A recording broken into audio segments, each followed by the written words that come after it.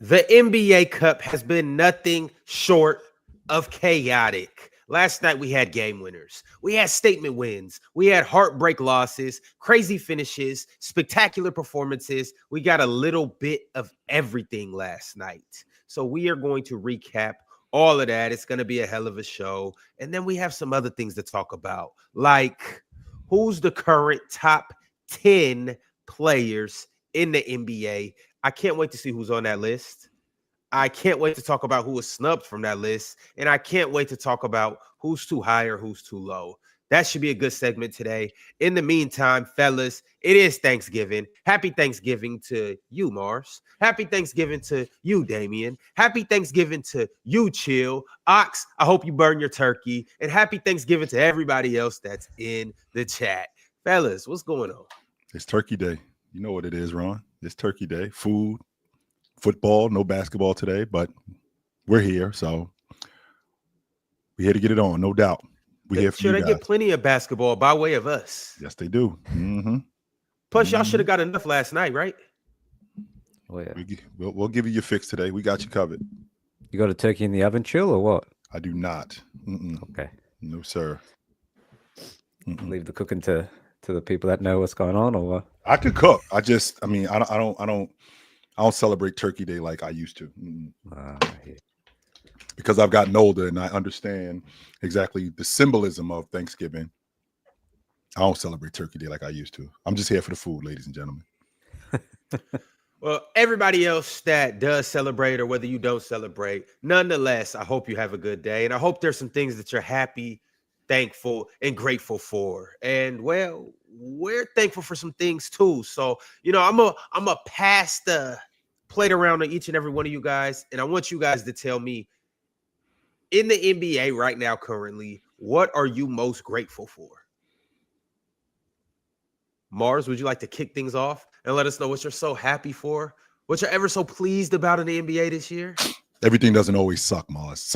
There's something going on in your life, Mars, that you are happy about on this Thanksgiving Day. What's going on, Mars? What are you happy about?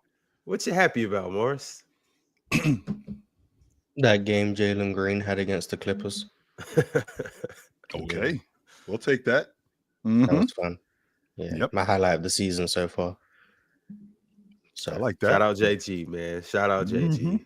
That almost made my list, but Which, by the way, Mars, I don't know if Dylan Brooks knows it, but he ain't the best player on the team. But I can't tell him that though. Yeah, he keeps shooting. He keep making them. Yeah, he can be whatever he want to be, man. Yeah. He can be whatever he want to be. Mm-hmm. Cannot tell him that. Damien, my friend, what you got for us? What are you thankful for today? When CP announced his retirement, man, it was it always puts you in check a little bit, and I'm grateful for the old heads, man. CPs, LeBron, Russ, Steph, KD. I'm trying very, very hard to appreciate some of the all timers while they're still here, because once they're gone, man. And we start NBA seasons without them, and it's not the same, and we can only look back on film and remember sort of what it was like to watch them. So, man, CP was that for me when he announced his retirement. So I'm grateful for all the old heads still going, man, and still playing at a high level, bro. So that was my big one. Word. Big Ox, you're late to practice, so you're next up. Actually, you know what? You sit right there and don't say nothing. Who is this? Yeah, we're going to put his ass on the spotlight. Who is this? Who is it? Showing up to practice, shoes untied, shoes dirty, uniform wrinkled. Look at him. Look at him. Don't worry, we're going to get his ass when he come back in. Yeah, I will leave too. Mm-hmm. All right, well, Big Ox, we owe you, my brother. What you most thankful for? What am I most thankful for? I'm just thankful for NBA fans. I'm just thankful for the fans still just supporting and making it fun. That's what it is, Ron. I'm thankful for NBA fans and fans of basketball. Mm-hmm. It's the fans that make it fun. Did you go get your nephew too, Ron? Did you get your nephew? Because he's about to get his ass whooped. Okay, Ron. So we all got to learn life lessons. Ron talking about, oh, you late for practice? Well, chill. You know whose computer was dead? Mine. You know why? Because somebody thought it was a good idea to take my computer off the charger to charge they switch. Hey, Ron. Yo, Hey, that's crazy. Ron, listen to me, Ron. If you don't come Alright. get your nephew, Ron, I swear on everything. It's okay. That's all I got to say about that, Ron. Come get your damn nephew because it's about to be on in a minute. Yes, it is. Definitely thankful for Foxy, real talk. Definitely thankful for Foxy. Yes, sir. Real talk, we would be even more thankful if you were to bless us with your presence on this Thanksgiving Day. So, real talk, if you would like to pull up and potentially get fried by a certain somebody, then come on through. Hey, come on through and get burnt like Ox's turkey. But chill, Sir. talk to us. To piggyback off Damien, I was in the grocery store a couple of days ago, and there's a guy in there. He probably was close to 80 years old. He had on a Boston Celtic sweatshirt and the hat. And he was around when Cousy was playing. And he was telling me about Bob Cousy and how good Bob Cousy was. Now, he also talked about, and this conversation, Ox, maybe lasted like maybe 5 minutes, but he was telling me about the players of yesteryear. He talked about Rick Barry and talked about being around for Dr. J and the Pearl. He talked about being around and seeing Bird his entire career. And it got me thinking, that's going to be me. I'm thankful for that right there, to be able to say that I was around when Jabbar was playing. I was around when Doc was playing. I saw Magic. I saw Jordan. I also saw LeBron James, and I saw Steph Curry. I saw all of these. I saw Paul George. I saw Dominique Wilkins. I was around when all of these dudes. And 20 years from now, when a young dude comes up to me and asks me what I think about the game today, as opposed to what it was years ago, I can talk to him about it. That's what I'm thankful for. Yeah. That's awesome, man. We're thankful for being old. Yes, because it beats the alternative, Mars. I don't know if you know that or not. What? That's a blessing. 100% beats the alternative, Mars. I can't wait to tell kids I saw Derek Fisher hit that shot against the Spurs. I can't wait to talk about that. Mars, you very much, Mars, you're very similar to my brother. My brother got this thing about getting old, like it's a bad thing. Just so you know, he only like 5 years younger than me, and he's terrified of getting old. I'm like, dude, you 5 years younger than me. He doesn't know that he's been old for like 20 years. Yeah, he's still like, yo, he's fighting the old thing like it's a big deal. Like, yo, my man, just embrace it. Like in a couple of years, you're gonna get your AARP card, and we're gonna be taking your card to lunch. We're gonna get that the discounts. Yes, we are. No, we ain't doing that. Yes, we are. How you don't know that there's nothing better than getting old? Really? It is pretty dope, yo. Nothing I better. mean, there's no other alternative, right, Ox? Oh, it is an alternative. You gonna drink the Buddy Love formula and It's get a young? privilege, though. Man, come You on. know? Come on. No, Damien, I ain't privilege privileged to get old. I got a right to get old. I've taken care of myself. I got a right to be where I am. Absolutely. Hello, Mr. Parkhill. What's up, y'all? Can y'all hear me okay? You were swiping the house. Yeah.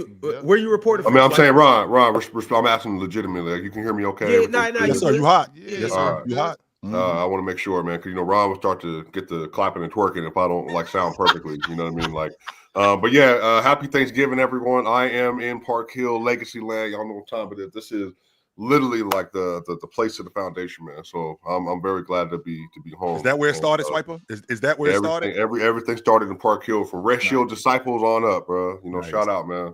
Shout out Coach Will. Shout out Coach Tommy. Man, shout out to Miko, Donovan. You know what I mean? All the folks I grew up with, Aaron. I'm talking about age 6 and on, Ox. You know, the people you grew up with, you played ball with since you was 5 until I left high school. Yeah, man, that's what it is, bro. So this is tread water for me, bro. So shout out to y'all. Hope y'all having a great day. Swabby, y'all still be getting together doing y'all little turkey ball, getting to the high school. Bro, you know how it is, bro. Like, no, but you know why? Because you move on to different parts of your life, and stuff happens or whatever. People make big different decisions and everything. But shout out, y'all know how it is. She'll know how it is. Like, like we grew up and we meant a lot to each other, but not everybody decides they want to, walk the same path. And obviously, Ox and Rob being athletes, and Damien and Chill, when you want to go play college football or college basketball, you usually got to leave home, and you kind of disconnect from people. So, but I mean, we still cool, but like, yeah, it ain't not like when we used to go to Vegas. And Ron, I'm talking about we used to go to Vegas, bro. We used to Red Shield. We saw this team from Cali. It's a 49er. We got in a whole fight at Circus in the middle of the parking lot, dog. I'm talking about like 100 deep. 100 deep. You know, Yeah, like that's them some crazy. days we used to be in, bro. I used to love it, man. Yeah, well, Swiper, you want to tell us one thing in the NBA right now that you're most thankful for? Man, great basketball. I am of the mindset that this era is more talented and better than it's ever been. I love the fact that like we're getting SGA master classes, 40 points yesterday, looking crazy. Jokic having another insane season. I think the fact that Luka's looking great. Also, man, like just even in the league, like there's just a lot of like really good young talented players that are like kind of finding their way in the league. I'm really thankful that like we get a platform to talk about this every day. Now, you know what I mean? Not all of us talk about basketball in the same way. Ron likes to troll majority of the time. But when Ron locks in, like I'm even thankful for Ron. We got a great host when he locks in. He does a phenomenal job. You know what I mean? I'm thankful for Chill and Mars. Y'all carry the weight every day at the show. JD and everybody in the background, man. Like, I'm thankful. What about this guy in the background? Yeah, thank you for Penn. Penn put you guys next to each other. Did a great job. I will say this Penn's having a great year so far this year. Like I think this is the best he's ever been on the platform. He's been cooking about his Raptors, like frying y'all about the Raptors. It's been a really good year so far, man. Shout out PC. Penn, happy birthday. Thank you. Hey. I apologize for being late, y'all. Oh no, you good. You're not the only one up here, Penn. But you had a good time? Yeah, it was cool. Well, you had a birthday, actual birthday? Yeah, his birthday was the day before yesterday. No, it was a fake birthday. Happy birthday, brother. What are you, 39 now? Oh, he's 29. Man, shout out to you, man. Happy birthday, man. Almost W almost 40, bro. It's a blessing, man. You know the funny thing, Penn, when you look too early back in the morning for this shit. Swipe, but thank you. We gotta get happy that birthday. like it's like Mars. First of all, Wake up, Mars. 38 turned to 39, It's then 39 turned to noon, almost Penn. 40. Come on, man. Penn, do you need some time to register, or are you able to conjure up everything that you're grateful for in the NBA? Not everything, just one thing. Because I want to go around the room one more time, and because I know we're up here every day, 5 days a I'm week. grateful for it in the NBA. Not everything, Penn. Just one thing. As of right now, we'll get back to another thing for you. But what is the thing that you're most grateful for? I'm grateful that I happen to be in a city that has an NBA team that has the second longest win streak in the NBA right now. That is going on. 9 straight, baby. Basically, he's thankful for Brandon Ingram. No, I'm thankful. I'm That's thankful what for that is. I'm thankful for this team.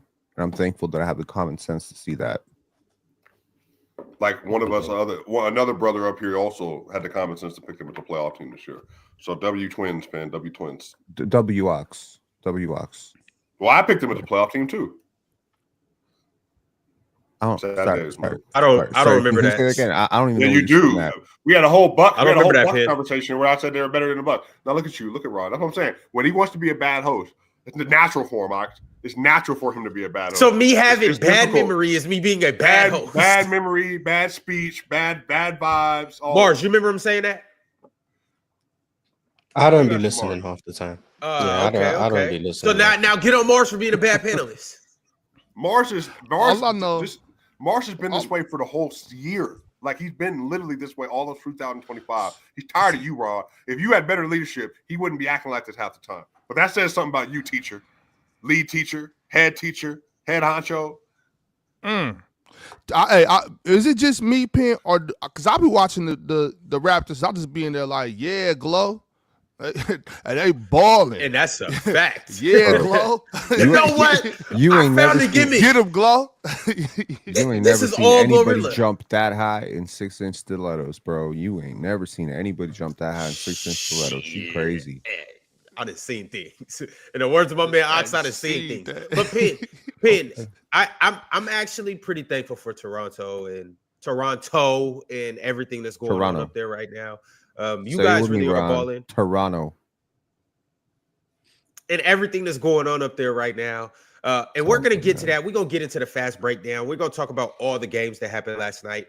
But friends and family out there that's watching the panel, it is Thanksgiving, and it is the season that always is giving more and more and more. So we're going to give you guys one more thing that we're thankful for. I want to give you guys mine, though. And I've said this before, but I'm going to say it again. Basketball is always good, chill, when the Knicks are good and when the Lakers are good. Basketball's never better than when those two teams are good. And that's what I'm most thankful for. We got Luka Doncic. We got Jalen Brunson. We got Karl Anthony Towns. We got LeBron James. We got OG Anunoby. We have Rui Hachimura. Yes. We got good teams. And so I gotta tip my hat off to that the NBA has made this right. Whether it was through hook or crook, they made sure that the Lakers got what they needed to get to be good. So shout out to that. But more fine without the Lakers being good, personally. Great. Why? Maybe better. Nah. Well, hey, you got a while to go. Love them or hate them. And you got a long time to go. The Lakers are important. They are important to baddies and beaches. So I agree. No, they're important to legacy, and I would kind of wish the Boston Celtics were good too. Yes. Because the Pistons are good. Mm-hmm. And the Pistons, if you grew up in the 90s and the 2000s, they're a little bit of a legacy franchise as well. The 80s, too. Are the Celtics and Jalen Brown not decent? They are decent. They're competitive. They 100% competitive. They just beat but the if Jason Pistons Tatum comes back, good. they'll be good. Yeah, man. Shout out Jalen Brown, man. Yes. And shout out to Derek White for that fourth quarter as well. Finally, he do something, man. He ended up cracking that 1-3, boy. Mars, he looked like a second-team All-Pro yesterday. That was going to be my second thing I'm thankful for. Who was the center down the stretch for we're going to talk about it, but I was looking at it, I'm like, is Baylor Shireman playing center? Is Jalen Brown playing center? Like, who is playing center for these dudes right here? This is amazing. It's supposed to be Cater, to go Amari Williams. You disrespecting the go Amari Williams? He wasn't on the court in the fourth quarter. You not watch? We're not talking about that. We're talking about the minutes he provided. We're not going to respect Amari Williams to go. Exactly. No. That's my demon. He had like 2 blocks. Good work. I wasn't mad at Amari. But Mars, you're really going with Derek White or All NBA Derek White? That's what I'm thankful for. He looked real good yesterday, Mars. He did. He's been looking better the last. No doubt about that. Catch and shoot was working last night. Yes, it was. That catch and shoot was working last night. That off the dribble was working last night. I think he likes that top of the key. He ended up hitting one. He hit one on Cade Cunningham while they won. The game was pretty nip and tuck. He hit one on. I thought it was a bad shot, but he canned it. I thought he played some really good defense last night too. Really good defense. Blew up a couple of plays with Cade Cunningham in him. Threw Cade Cunningham off balance. I'm going to keep saying it. I just didn't know Jalen Brown was this good. I didn't. I did not know. I knew he was good. I did not know that he was this good. And you didn't either, Ox. Stop the bullshit. You did not know he was. You did not know he was 35-5 good. You ain't know he was that good. Cut the shit. Yes, he was good. He's the second best player on his team and the 8th seed. Congratulations. He's better than this. I don't think. I'm starting to think you just don't listen to me when I'm talking. I listen to you. I've been trying to tell you this for 2-3 seasons now. I know you think. This is what I've been talking about. I know you think you. I knew you thought he was really good. 35-5 good. Nah, you didn't think he was that good. I mean, hasn't he averaged what's the most he averaged outside of the season? 27. 28? Mm-hmm. No, 27. Yeah. But chill, all you had to do was look at his numbers when Jason Tatum was out last year, and you would see this. He does get busy. Yeah, he does. But here's the thing: to see him without Jason Tatum on the floor, because remember, Penn, Jason Tatum, he plays 85-90% of the games. So we don't really get to see him much without Jason Tatum. So there's a level of consistency that you're talking about when you're talking about a guy like Jalen Brown. So this is the first opportunity that I've gotten to see him without Jason Tatum for an extended period of time, and I did not know that he was this good. And yeah, but even in the same game where they both play, when you see lineups with Jason Tatum off the floor, you see his scoring goes up, right? So, I do see that. No, that part I'm not going to argue, Penn. I do see that, but like for somebody to get busy with the guy out of the lineup for a game, even 2 games, okay. Mm-hmm. I think that I'm not going to say anybody because it's a lot more difficult than people understand. But to consistently do it, that's the thing that I was looking for, and he's actually doing that. He's actually better with the ball. I do like the fact that he's going to his weekend and it's working. Right, his jump shot in the mid post and in the mid range looks real good. It looked good when he was running with Jason Tatum. It looks a little bit better now. His shot selection has changed, of course, because Jason Tatum isn't out there. But him getting to the rim and finishing, because the offense is basically focused around him more, has done a lot for me. And to be honest, Ox has been in my ear about Jaylen Brown being awesome. Yes, he has been, and I'm not going to argue that point, because I have seen, to your point, Ox, the dollar signs in my man's eyes when he was younger. Yes, I did, and I didn't see him in Jaylen Brown. And where I am now with Jaylen Brown is he looks like a guy who, if you continue to keep good pieces around him, you're going to be successful. Yes, you will. Yeah. Told you. Yo, Damian, talk to us about the next thing that you are most thankful for right now in the NBA.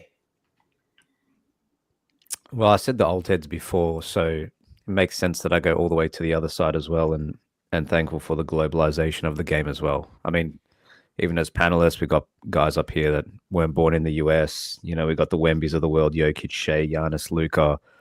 4 of those guys are in my top 5 in the world. So, I mean, to Swiper's point, I think just grateful for the league's talent right now. I don't think it's ever been better overall. But yeah, just the globalization of the league, we would have never have got the chance to see guys like this if the game never went global, and opportunities for myself as well personally. So grateful for that, man. But also just grateful for PC, man. I mean, we've got a good community, got people checking in even on Thanksgiving. All of us showing up to the show when, you know, there'd be other commitments, especially for you guys today. So we on the up, but I'm grateful for you guys as well, man. So I sort of got 3 runs. So my bad, man. Nah, you good. You good. That's all right, Damian. Swiper? No, it's back on me, man. It's back on me. Keep it in order, bro. Oh, my bad. This is the shit Swiper's talking about. This is exactly the shit Swiper talking about, Ox. This is not sort of kind. This is exactly the shit Swiper talking about. Be a better leader, bro. Focus, Ron. Focus. I'm thankful for Eric Spoelstra. Spo. That's what I'm thankful. I'm thankful for Eric Spoelstra and all the other coaches in the NBA that are coaching basketball. I stand on that. Coach got to coach, and Eric Spoelstra proves that every single season. With or without Coach of the Year, it doesn't matter. Eric Spoelstra coaches his ass off. He's not the only one. I'm thankful to all the coaches in basketball, in the NBA that are still coaching. I'm thankful for them dudes. And to piggyback off of what Damian said, man, I'm thankful for the chat, man. Chat clears, man. The chat absolutely clears. Every single day of the year, the chat pulls up. They're active in the live chat, active in the chat, the comment section after the show. Regardless if you agree or disagree with my take, I'm thankful for the chat, man. The chat absolutely clears. We got the best chat in the internet, and y'all know that, like 100%. Mm-hmm. Eric Spoelstra was coaching his ass off last night, Ox. Yeah, he was. Mm-hmm. Yeah, and Tyler Hero's back. 808. He was coaching his ass. I don't understand why he didn't start Khalil Ware, but I mean, it's a coach thing. But Doc Rivers was coaching his ass off. Hold on. Who did he start last night, Chill? I didn't see the start lineup. He went with Hero, Wiggins, Powell, Mitchell, and Bam. Mm-hmm. One more time. I'm sorry. I was distracted by this goofy in the chat. He went with Hero, Wiggins. He went with Hero, Wiggins, Bam, Mitchell, and I'm leaving somebody out. Wiggins. He went with Hero, Wiggins, Powell. Norman Powell. Yeah, that's what we went with. Yeah. Mm-hmm. And Khalil came off the bench, which I think is a mistake because Miles Turner had his way with them last night around the rim early on in the game. But we'll get to that when we get to that segment. I think if Giannis was there, I don't think they go with that starting lineup. Yeah, I could get with that. So, yeah, I definitely can get with that. But see, that's because Spo be coaching, chill. He does. Coach Spoelstra coaches his ass off. Last night, I think he recognized that he made a mistake there was a stretch in the game. It was in the middle of the third, and the Heat went on a run. And in the middle of that run, he ends up taking Tyler Hero out right in the middle of that run. But then he recognized that he had made a mistake, and he went right back to him like a minute or two later and put him back in, and they basically got back in the game. So I feel like Coach Spo does a great job in recognizing mismatches, and not just recognizing mismatches, but adjustments. I'm on record, Ox. I know that the whole Coach of the Year thing is something that, bothers people. I think he should have won Coach of the Year in 13. That's the year. I think the year that they won from 28 straight games and they won the NBA championship. I think he should have won Coach of the Year that year. Who won Coach of the Year that season? I think it was. I want to say Tibbs, not Tibbs. I'm sorry. In 2013. No, that was Carl. That was Carl. 2012-13. Carl took that game. They won 57 games that year, Chill. George Carl? 12-13. Yeah, it was 12-13. George Carl won. Yeah, they won 57 games. Yeah, so that was the Gallo. That was the Gallo Iguodala Denver.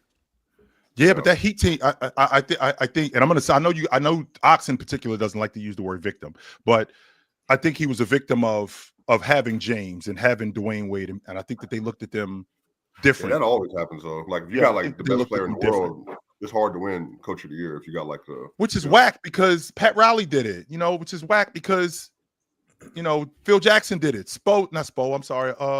Greg Popovich did it. And the fact that team ran off 28, almost 30 straight games that year and won 66 games. And I also saw but he was also key in like the revolution of positionless basketball when he put like Bosch to the 5 and then Bron to the 4. And he was trying all this different stuff before it was sort of mainstream in the league. Like he definitely deserved to win at least one of them. Yeah. Mm-hmm. And 800. By the way, Ron, shout out to Eric Spoelstra to Ox's point. 800 wins yesterday. That's a big deal. Oh, he did. Yeah. 800 wins yesterday. That's a big deal. He didn't even know it. He didn't even know he did it. Yep, 800 wins yesterday for Coach Spo. So he's been doing work with this team. And we've been talking about Spo like Spo doesn't have good teams. I mean, that Miami Heat team when they went to the finals in 2020, that was a good team. Let's not act like it was Jimmy Butler and a bunch of bums. No, they had a good team, and I think Eric Spoelstra did a good job. In 22, they had the number 1 seed when they lost in the East Finals to the Celtics, right? They in 23 as the 8th seed, I thought he did a good job in just basically turning Jimmy buckets loose. But I think he's the best coach in the game. I do. The Heat have had a lot of bad luck too. I mean, they got Victor Oladipo over there. He gets hurt again. Don't forget my man Goran getting hurt and Bam getting hurt. They would have beat the Lakers in 20. Don't forget Tyler Hero getting hurt in 23. I won't say no more than that, Swiper, but you know what it is. I mean, Miami. They would have won a half another game, bro. The Miami Heat have had a lot of bad luck in these last 5 seasons. So. You definitely need some things to go your way, Ox. That's a fact, definitely. And to your point, I mean, I don't think that they win the series, but I think if Tyler Hero is healthy, I think that he does change some of the dynamic of that series. You get another bucket getter, you get another shooter, you get another guy who spaces the floor, get another guy who puts a lot of pressure on the Denver Nuggets defense because Jimmy Butler wasn't giving them anything. If you have Tyler Hero on the floor, they wouldn't have made it to the finals with Tyler Hero that year, bro. But remember, like they were better with Tyler Hero off in that run. And remember that's one of the things they talked about. I just don't want to revive. You know what I mean. I feel like Tyler Hero could have been all NBA last year, so I'm not trying to dismiss him. Well, I remember at the time. Like the reason why they ended up going that run was because Duncan got more to run and Kyle Lowry got more to run, and they actually ended up playing like spectacular versus the Bucks in that series. And there were questions about Tyler Spit and all that. Yeah. But with that being said, though, Swiper, I think that they had to do that. Does that mean that if Tyler Hero was playing in the playoffs, that he wouldn't have gotten busy and they still would have they wouldn't have gotten to the NBA championship the way Jimmy Butler was playing? No, that was just a weird year. That was a weird year. It was a weird year, Chill. I think that was more so. It was a weird year. Remember, Caleb Martin too was going crazy. Swiper, before we jump to the next segment, but before we get too deep into this, y'all, Swiper, Penn, Chill, you guys still got one more thing that I gotta hear that you guys are grateful for. Swiper, let's start with you. What else are you thankful for in the NBA? Yeah, man. I'll just go straight to it. Let's talk about the subject. I'm thankful for Stan Van Gundy saying Jokic might be the best player he's ever seen. I'm thankful for Steve Kerr saying he's the best center he's ever seen, Mars. I'm thankful for Kevin Durant saying I didn't say that. You're thankful for Glazers? I'm thankful for Kevin Durant saying he's top 10 ever as of last year. I'm thankful that every time we ask NBA coaches about him and NBA execs, it's the same thing, same story. And I'm thankful for NBA Twitter always being mad and getting upset about it. But shout out, man. Do you agree with Stan Van Gundy? Do you agree with him?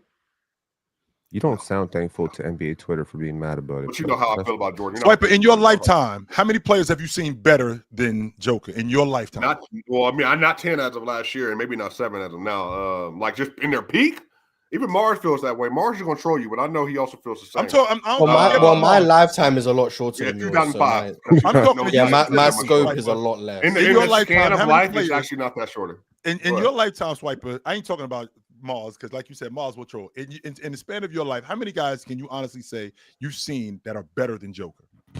At their peak, Jordan, Shaq, and LeBron for sure. But then the Shaq question becomes like, what do you want to value with like the overall dominance of the era? Like, I'm cool either way with anybody else. But outside of that, I'm not. He's making a point. Stop. I'm not gonna. Yeah, I said Shaq. Stop. But you can't tell me outside of that list that there's anybody else that there's not an argument with, or he's just not outright better than. I think Kobe argument, Steph there's an argument, Kevin Durant there's an argument. But outside of that, I mean, Damian, you tell me if I'm tripping. I don't know which other player is just outright better than what we're seeing from Joker right now, or at least a 6-year run we're watching where what you're doing in the league. You know what I mean? Does he clear KG? Does he clear? No, respect to KG. He doesn't clear, but KG also, another one himself said, that's Will Chamberlain when he watches him. That's what I'm trying to figure out. It's like all these great players are talking about him and all saying the same thing. Y'all make takes based on what somebody else said. Not me. I'm talking about me. You know how I feel about him. I'm like, what about like? Did you say Tim Duncan's name or not? No, I did not. He did not. No. Respect to Tim Duncan. I saw that was trending on Twitter a couple days ago. Who's better, peak Jokic or peak Tim Duncan? Tim Duncan won overwhelmingly. And then we're gonna do this thing where we pretend defense matters a lot and all these other. I mean, I know how it's gonna work. Pretend. Yeah, because what happens is I heard you guys arguing for DeMarcus Cousins for 45 minutes. That's what I'm saying. That's exactly what I watched. Swiper, see, that's the problem with y'all. I can't say just because I feel like defense should matter in basketball. I can't talk about two basketball players that are both not known for being good defenders and say any of them is better than the other one. Without you said Boogie was better than Anthony Davis. You said Boogie was better than Anthony Davis. Right, because he was. And Anthony Davis was one of the three best defenders on the sport. But I'm talking about so that means Nikola Jokic can't be better than Anthony Davis too. Swiper, say Anthony Davis's name. Mars just said you have to say Anthony Davis's name. You don't, but you think. No, I'm talking about what you guys were talking about the other day. That's what I'm talking about. I think no, because I believe AD is better than Jokic. What was the first thing you were thankful for? I do, yes, I 100% do believe. And that's the problem. That's what I'm saying. I believe Anthony Davis and DeMarcus Cousins. NBA coaches and players. No, don't go with me or anybody else. Go with yourself, Swiper. Go with yourself. Yeah, but Swiper, don't worry about what I think. We might not have even seen Jokic's peak yet, as well. To be honest, like he's doing things. He's doing things this year that we had. He's doing things this year that we haven't seen. Put your tongue back in your mouth and sit back. What's to say that in the playoffs he might not show us something that we haven't seen too, man? Like, I don't know. There's not many people I've seen that have peaked higher than this, but. Well, Damon, who have you seen? Because you're of the upper age. Well, I think that. Relative. I think the names. No, Hunter. I think the names you listed for sure. I think Steph in 2015, 2016 was up there. KD, obviously, but I'm inclined to say that Jokic probably he might shade them guys, man. I think he might. I think we sometimes get it diluted because those guys going on win championships, win some of these other things, but. I think if you're just talking about a guy's offensive peak, what he can bring to a team on any given night, I think Jokic is right up there with everyone, man. Like it's insane. And like I said, he's not anywhere close to done. Like we might see even some other stuff even in this postseason that we've never seen. So you just got to give flowers when they're happening, man, in real time. You know what I'm thankful for? Hey, damn them flowers, Damien. You know what I'm thankful for? Hey, I'm thankful for, we get real life football today. Hey, we get a real sport today, right, Bama? Green 22, green 18. Okay, that's what we get today. Stop there, man. Stop. You're embarrassed. Stop what? Hey, my fellow panel, man. How y'all doing? Yes, Swipe, Ox, Pen. What up? What up? My new guy, Damien. How you doing, brother? You know what I'm saying? How you going, Mars, brother? you're not on screen, but how you doing, Boo Bear? Miss you guys, man. You know what I'm saying? It's Hello. always, it's like a family reunion when I'm up here, bro. Like it just link with the fam, bro. Come up here and talk some hoop. I'm up here to talk about how Ty Lawson finna help me win this tiers contest here shortly. Ty Lawson still play, right? Him and Darren Williams. I'm picking them for my tiers. No, they don't play no more. No. Nah. We might do a throwback tiers though, or it might be the YouTube 1-on-1 contest. We could get him in. Kyle Lawson is not in the NBA. But you talk about the tiers on Splash Sports, right? Yeah, bro, the best app, you know, to win some money on, Ron.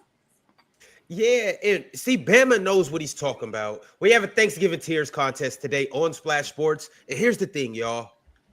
It's too late. You missed it. The contest is full. I tried to tell you, get your ass to the contest, scan this QR code or click the link in the bio and join, but you missed out. So, you know what's even better? I said it's the giving season. It is the holiday spirit. So we're going to give you an opportunity to get into one more contest. And that's our NBA Cup tiers. You have until 7:30 p.m. Eastern tomorrow to get in this and win $1,300. Oh, and by the way, other than the fact that it's only $15 to get in, other than the fact that you get to make 6 picks for your best players in each tier, you know what else is cool? They are going to be giving away a free jersey, NFL or NBA, and you have the opportunity to win it. Yes, a free jersey. You see Bama, he got the memo. You see Chill, he got the memo. We got the memo. So any contestant that joins will be eligible to win that jersey. But as of right now, here's what we're going to do, y'all.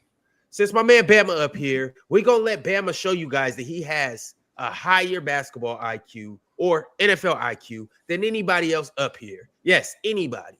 Bama, can you make some picks for us? I got y'all, today, man. So this is who I am, chat. I don't like to show you how woke I am, trying to go for these under players or whatever the case may be. Like some people. I want y'all to win some money. I'm going to let you know the 2 guaranteed 2 today is Dak and Patrick Mahomes for them pass yards. They really finna go over with that. And then I'll probably take Jake Ferguson. I know a lot of people have been thinking about because I want y'all to win money today. I know a lot of people have been thinking about George Pickens and all that, but I think this is the time. Hold on, Bama, slow down. Who? Jake Ferguson, tight end on his yards. So pass yards, Dak Prescott, Patrick Mahomes. And then receiving yards. You want more? You want more on the receiving yards? Yeah, more on the receiving. 7. He better. All right. And then cash. Go ahead, win you some money today. You know, to go along with that smoke turkey. Is today? Is this? Are we getting a shootout? Chiefs Cowboys today? I think so. It's a little extra stuff, Swiper. The reason why I think it's gonna be a shootout. George Pickens posted Patrick Mahomes' wife up there, then took it down. But he was saying that the Cowboys finna put belt to B2A. What's that got we even though we're a little extra. You can say that though. You can say it, belt to ass. I think Mahomes put on the shiesty today. You know what I'm saying? Talking about another man wife. That's what Dak gonna do. What Dak gonna do? Dak gonna be the best quarterback on the field today. Please. I don't know, bro. Dak been better all year. I mean, yeah, we can talk about all year. But hey, go ahead and put Trent McDuffie on a CD if you want. Hey, Fulton, George Pickens. Hey, ski mask. This is going to be a shootout, bro. I'm telling you, this game is going to be a shootout, bro. It's going to be a good game, dog, with that. Because a lot of these Thursday games are bad. Bama, more or less 70 points. Oof. 70. Oof. Bama, the Eagles, they beat the Eagles 24-21. And the Chiefs, I don't think they've given up more than 21 points in the last few weeks. Like, I think it might be like 24-21 today, buddy. I don't think it's going. I think it's going to be a shootout, bro. Dallas defense been playing good because look, this is the thing with betting too, Swiper. A lot of the times, the past few weeks when we talk about the defense been good, everybody we talking about Quentin Williams. These are the games where we have a shootout right here, bro. Like it's gonna be a random day. Why not Thanksgiving? Everybody at home, stuff full of turkey, dressing, macaroni and cheese, yams. I don't know what's y'all favorite dish, but I think this is a good football game. All the Thursday and Monday night games been ass so far. Ass. Wait, Bama, that's all you wanted was those 3, right? Oh yeah, I just did 3. Okay. Yeah. First of all, real Big quick, Ron, what's up? Oh, I was gonna say, scroll down. Hey, I know how to mess up a Thanksgiving dinner. Scroll down. Here we go. Yeah. Give me Joey B, man. No, he is back. The demon home. Give me Joey B more. Do they got a demon? Give me the more of Joey B, and that's all I want. That's all I want. Macaulay Culkin is not going to do nothing. Lamar Jackson is in walk down mode right now. I bet you Jamar Chase gonna be in that end zone alone. I bet you Jamar gonna be in that end zone alone. I got some questions, man. I got some questions. First of all, Swiper, you and Ron need to give Bama a little PR training on how to make these picks in the proper terminologies. Second of all, Bama. Yeah, what y'all been doing on the press box? Bama, you supporting this brother posting this other brother's wife on the internet, grown men doing that? No. I'm not supporting it, but I'm just saying it's gonna add fuel to the fire. Sometimes, NFL players, same thing in the NBA, you get them a little motivation to play out of their mind, out of their body. You know what I mean? I feel like this the motivation. I've never supported the Chiefs a day in my life, but just due to that, I might gotta go with Patrick Mahomes today. I hope he bust their ass. And I think he in walk down mode too. They said they was gonna lose to the Colts last week. What happened? Walked them down. He walked shit down. It's 2 quarterbacks in the NFL. They in walk down mode. I wouldn't bet against them. So I think it's gonna be a shootout. Mode? Lamar and Patrick Mahomes. Had y'all sick. And that was your reason. And that was the reason Jonathan Taylor didn't hit too. Patrick Mahomes walked down. Patrick didn't walk nobody down 2 weeks ago. What happened 2 weeks ago? Yeah, didn't he lose to the Bills before that too? When he ain't been walking down nobody but this is the thing. This is why you finna see this viral post I'm finna have come out. What are you happened about? Last game? You love going way back in the Back to the Future, 1985, when he was at Texas Tech. Ron, 2 weeks ago is far back. Just going off. It's okay, Penn. You can make it, Penn. Hey, last game, on to the next.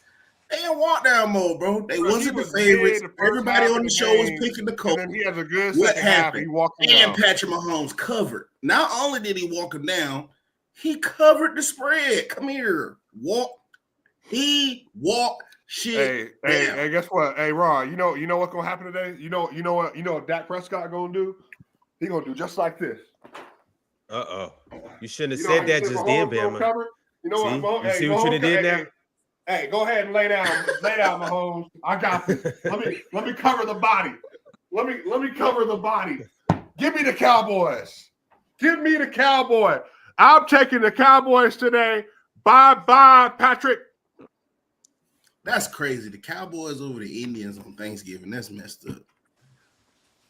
All right, y'all. Well, shout out to them boys, it has been a wonderful Splash Sports segment. Y'all already know the drill. Download the app. You could do that by way of this QR code, or you could click the link in the bio. Make your picks. You choose more or less on your favorite players in your favorite sports based on their player projections for that very game. And ultimately, you compete against people that don't know ball like, it's Thanksgiving, so I'm not going to say any names for anybody up here, but you just compete against other fans that don't know as much as you, and you don't compete against the house, so it's not rigged. Be thankful for that. We'll see you guys in the winner's circle.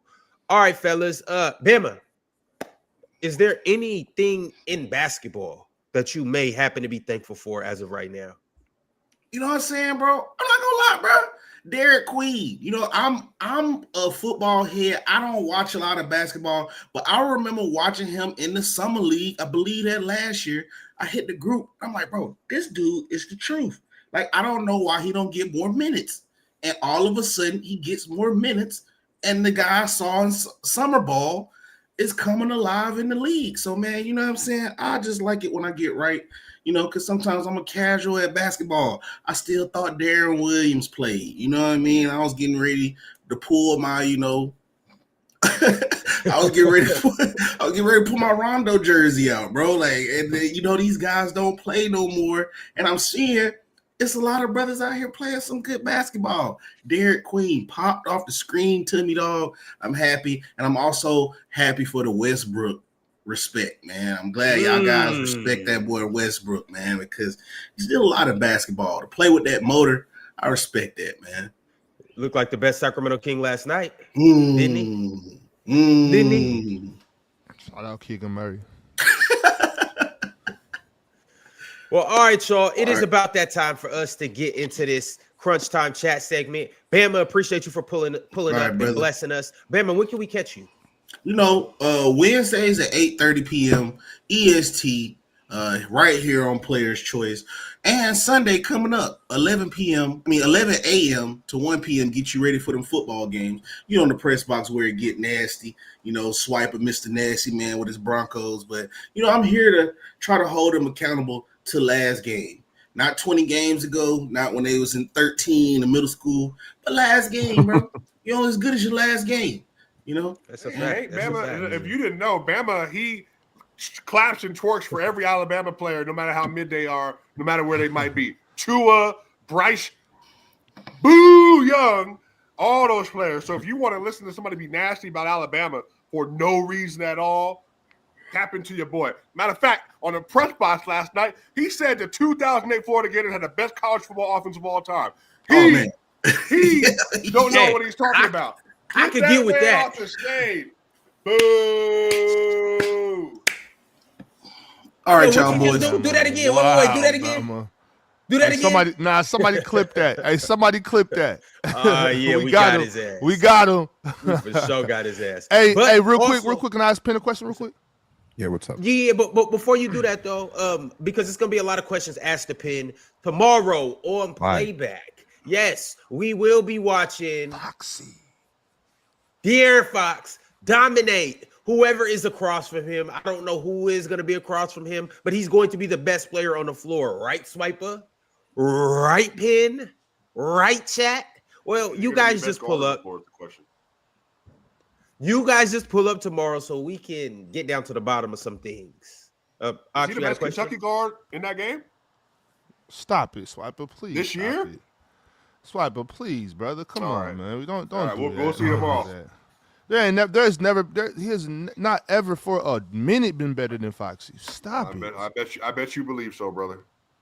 I do believe so. That's why I said I bet you do.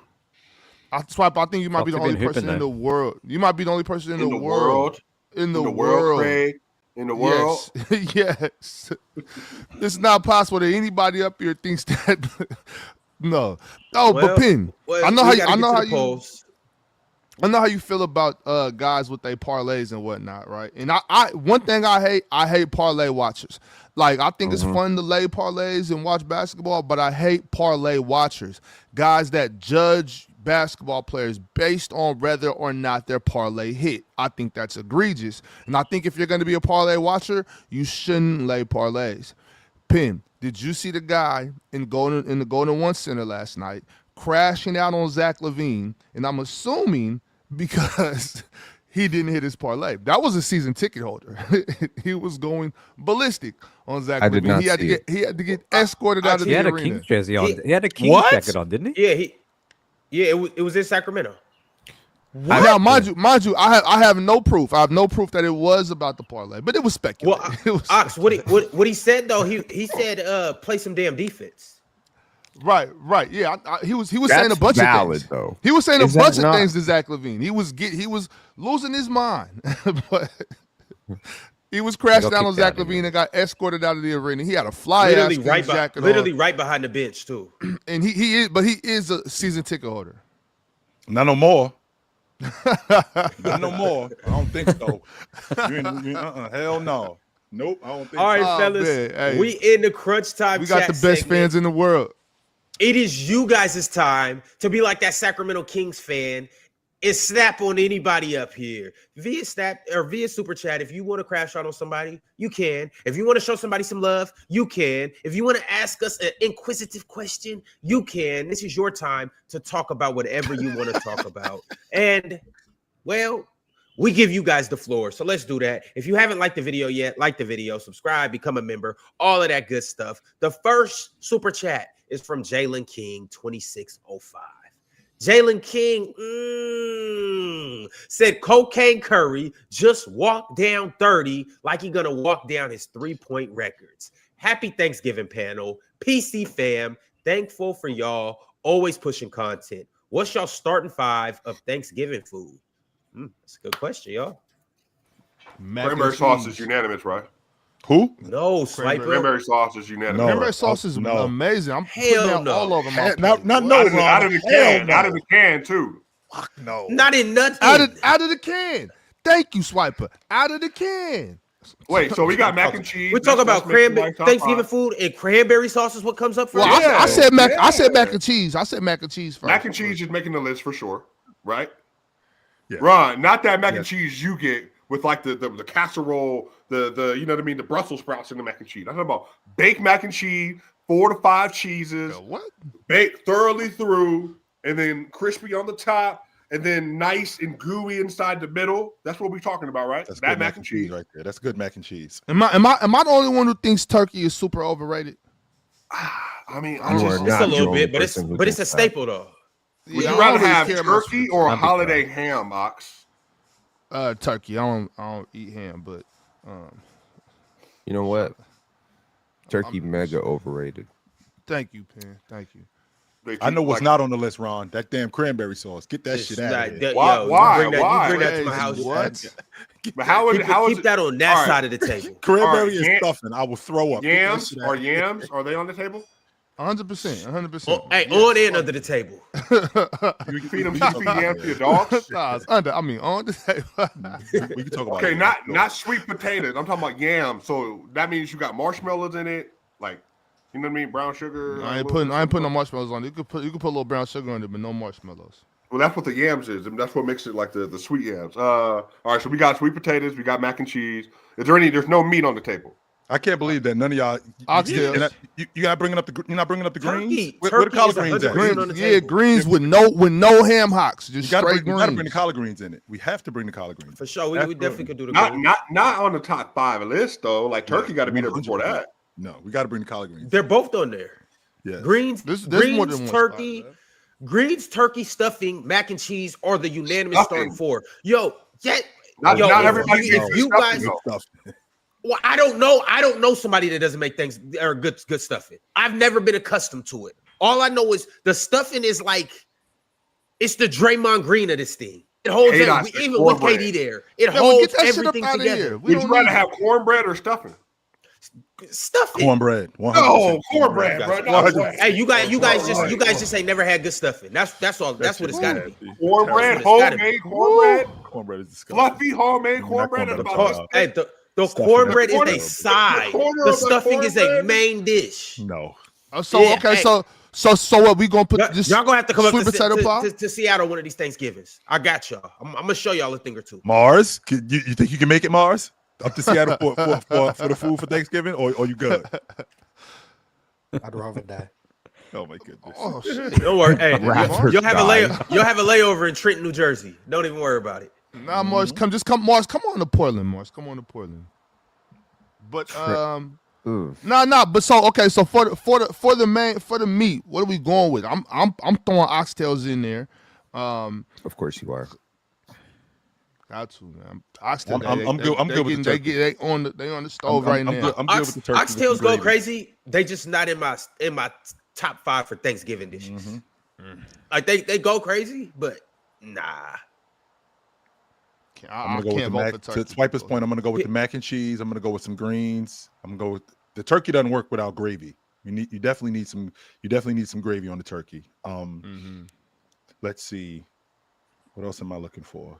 Candy yams got to be the 5th. Yes, yams are definitely yams are definitely involved in this. And I feel not like yams, candy yams. There's a side dish that I'm thinking about. I know that. And if any of y'all show up with a green bean casserole, I swear your ass is getting tossed out like Uncle Phil tossed out Jazz. For real? Do not show up to my crib with a green bean casserole. With the cat here with that. Casserole? Hell no. Don't come in with no damn Matter of fact, make sure you have your food in a warmer. so it doesn't get served cold. I have that happen before at a house that is not of this complexion. One time, they left their food out. They served it at the table. The food was cold. By the time we got it, we have all type of complexions. What complexion are you talking about specifically? I'm talking about the only complexion I don't see up here is potentially Asian, and I don't know. One of my former teammates. I was in his wedding with him and his wife. Loved them to death. We went to their house. I told him this, by the way. This ain't no secret. Food was cold, Ox. Cold, cold. I'm talking about. Like, you don't eat salads? Salad. They served you cold food. You never had a cold sandwich? Wait, why'd they serve you cold food? You think Thanksgiving? No, it was the dishes were cold. You think it was a hate crime, Swiper? No, they served you the cold food. They ate the war food themselves. They're still laughing about it till today. You don't throw Thanksgiving food in the microwave. Okay. Hell no. Hell no. If I gotta put Thanksgiving food in the microwave, and you brought it over? Hell no. Take that shit out of here. No way. I don't think so. Well, you guys let us know in the comments after the show, though. I know we got the live comments. You guys can let us know in the live comments. But after the show, let us know what is your starting 5 Thanksgiving dishes. Talk to us. Let us know. Pig, did we forget anything? No. What makes it a Thanksgiving dish? Because when I said oxtail, somebody in the chat was like, we were immigrants. You can eat that all the time.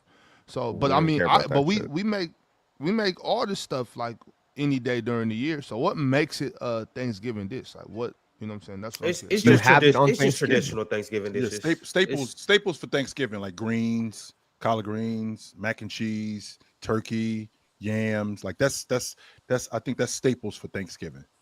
Cranberry sauce. Thanks, Swiper. So wait, Swiper, the cranberry sauce is over the stuffing? Personally, yes. I've always liked cranberry sauce. No. What's more of a Thanksgiving staple? Cranberry sauce. Cranberry sauce. Well, I mean, they're both. I mean, I feel like they're both staples. Chat, am I tripping? But wait, no, hold on, Swiper. Are you just eating the cranberry sauce just straight cranberry sauce on a fork? That's what it sounds like. Eating it with the other food, right? I mean, you can eat it with the turkey. He eating it straight up, Ops. It ain't mixed with this nigga tripping. He eating it with straight up. Are you putting the cranberry sauce with what? Which part? Terrible. I'm not eating that shit. You know what I'm saying? With the stuffing, with the mac and cheese. Don't give me no cranberry sauce. You know, with the turkey, whatever. Man, don't ruin my mac and cheese. No. That is, to me, that's the most important part of the meal. Don't ruin my mac and cheese. That is a fact. So you're just eating the cranberry sauce just straight, just cranberry sauce on your fork. That's it. You know that's not a dessert, right? It's not about dessert. I eat it as a part of the meal. It's a part of the meal. Dessert is a sweet potato pie. No, Swiper, that's crazy. Do you put the cranberry sauce on top of the items on the plate, or do you keep a whole space for your cranberry sauce and just plop it on the plate? I just said it. You have the cranberry sauce can go with the turkey, but I don't want cranberry sauce mixed with my other food. I don't want cranberry sauce on my plate. You like to keep your get food that shit out of here. You like to keep absolutely. Your food. My food gets mixed in. You know what I'm saying? You gotta touch. I'm gonna teach y'all how to eat one day, man. Actually, I got an honest question for y'all. Do y'all eat your food one at a time, or y'all eat all your mashed potatoes? We're not crazy. One at a time? That is very interesting, Swiper, because I used to do one at a time. Not, but Thanksgiving, you like to pick at it. So like, holiday food, whatever. But when I'm eating, like, if I eat my rice first. If I go to a Chinese place, rice and then meat. That's always rice and then meat or mix. Tripping. Let me ask y'all this: when you get a burrito bowl from Chipotle, y'all mix it up, right, and then eat it? Or y'all just eat it from one end to the other? I get the burrito. Yeah, bowl, you got to mix it. You got to mix it. You got to mix it. Thank God. Okay. And by the way, all right, fellas. Whenever they put in crack, that's what's in that Chipotle. Them Chipotle burritos, whatever they put in crack, that's what's in that. Chipotle. I be over there on the regular now. I don't like. Hold on, no, Swiper. It's starting to bother me. You don't like Chipotle? No, Chipotle. It's starting to get a hold of me. It's the first place I'm going.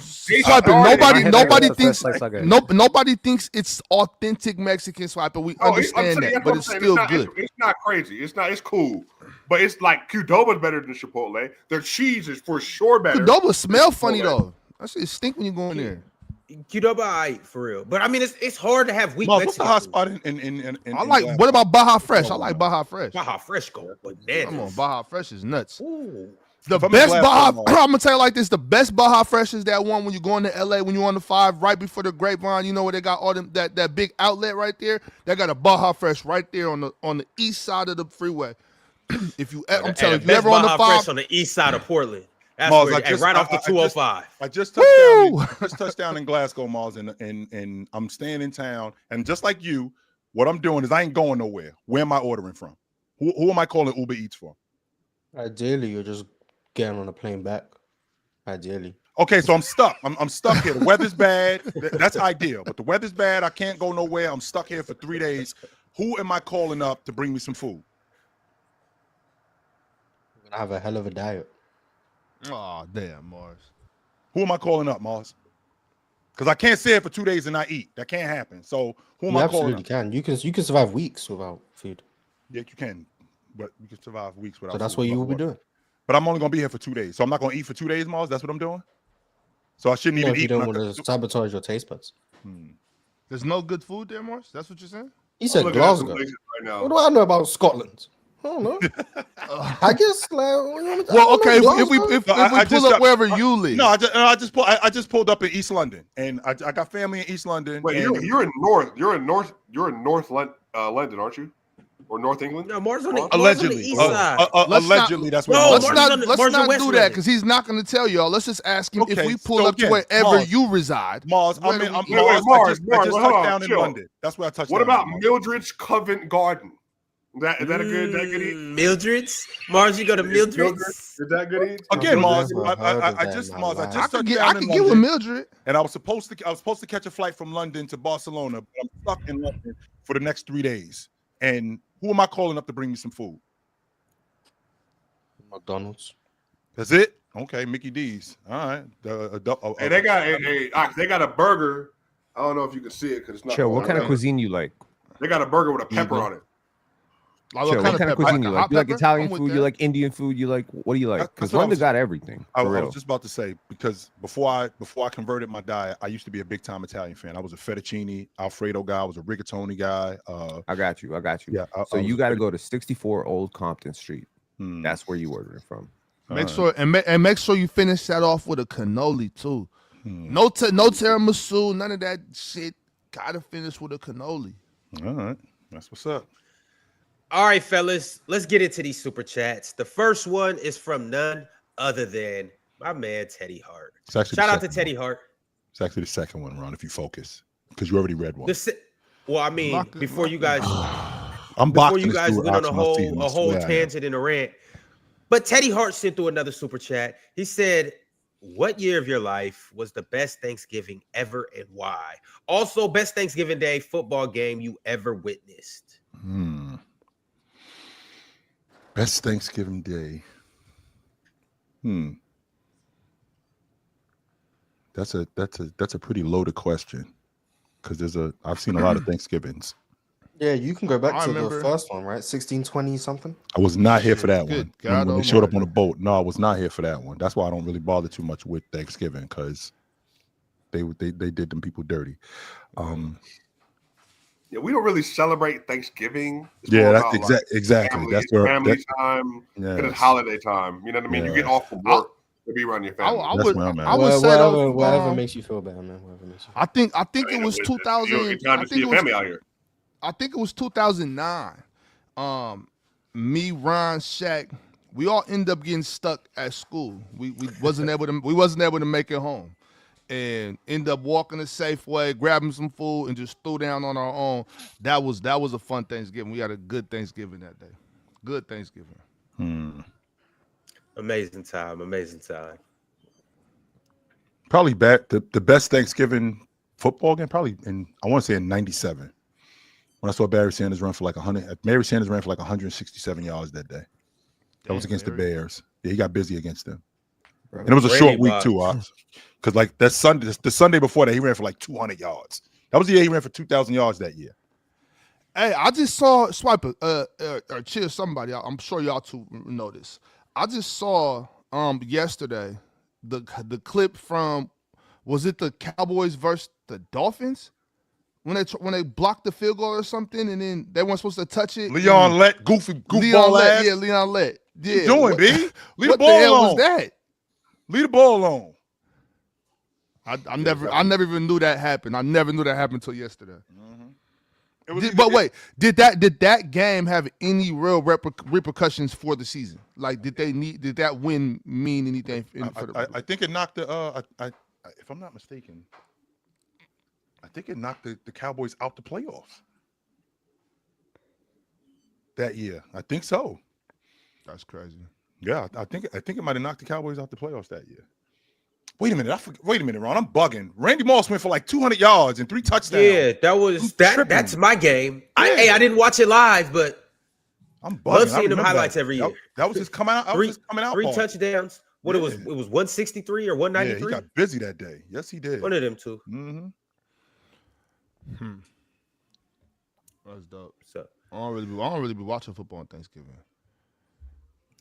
Anna Monica Studios sent through a super chat, and he had to say this. You guys just want to compare JT and JB, but we can't just appreciate them. Derek White is better than or greater than Jalen Green. Also, happy Thanksgiving, PC. Also, can we all agree that DeMarcus Cousins, KG, Hakeem, and Sheed would fry Nikola Jokic? No, we can't agree on that. Not all of them. You know they played, right? Like we watched Boogie and Jokic played against each other. They were in this. Like, they all played together. But this is the thing though. All of those guys, no, I'm not even gonna say that because Sheed and KG was in there. I was gonna say he'd give it back to all those guys. Every last one of them. No. He not giving it back to Hakeem, but bust Rasheed Wallace ass. Yes, he would. Sure, that's fine, but not Hakeem. Not Hakeem. He Lajuan, he'd have hell with Lajuan, no doubt about that. Who? Joker would have hell. Lajuan is too small. We've gone through this multiple times already. The dude was like 6'10". Why you keep saying this is before processed food. David Robinson is bigger than Joker. No, but they're not. I'm saying they're not physically bigger. They're taller, strong. David Robinson is 275 pounds. That's what he played at. They get fried, show. Again, it's not just Joker. It's not the on-ball stuff. It's the Joker off-the-ball issue. Yeah, but most of they don't have big. They got bigs running pin. Like Joker's running pin downs. Like they have to be on the move trying to catch a dude. What makes you think? What makes you think Rasheed Wallace, Hakeem Olajuwon, and Kevin Garnett can't keep up with Jokic because he's setting keeping up. It's not like you act like these dudes are like slow-footed. I'm saying, bro, if we didn't see Joker play against similar defenders, bro, then similar defenders than Hakeem Olajuwon. Where? Yeah, I think Hakeem. I'm saying physicality type. If you, and again, I know you don't respect Rudy Gobert. Rudy Gobert by far the best rim protector of this era, like by far. Anthony Davis is right up there too. Mm-hmm. Oh, they're all there, but again, if it was close, it'd be a combo. They're all getting fried. They would also get fried if he figured them out enough. Wemby's getting fried. If Jokic played against them for years, they would all get fried. But to your point, Jokic would have to defend them as well. So it will be a battle. It would just be a battle between the greatest centers that have ever played. That's all I said. Patrick Ewing bust Jokic's ass. Patrick Ewing was getting fried the whole era, by the way. The whole era. By greats. By dudes that he was getting fried. He was getting fried by dudes that Jokic couldn't tie shoes. You know what I'm saying? Yeah, right. Jokic couldn't tie them dudes' shoes. Imagine Boogie Cousins versus Jokic will get everyone work, man. Yes, he would. Get everyone. He would. Everyone. Like even Shaq and that. Like they all get. He give everyone work. I have. Yeah, and they was all working each other too. Yeah, like he outplayed Ewing. He outplayed David Robinson. I think that could happen with Joker. I definitely think he can outplay him. No doubt about that. All right, we got a super chat from Seriously Who Farted. Seriously said, going off the chat from yesterday, James Harden's issue might be he is too good and too consistent for his own sake. He tries to be the number 2 option, and that don't work. Even still, like even today, like I mean, I don't think that James Harden.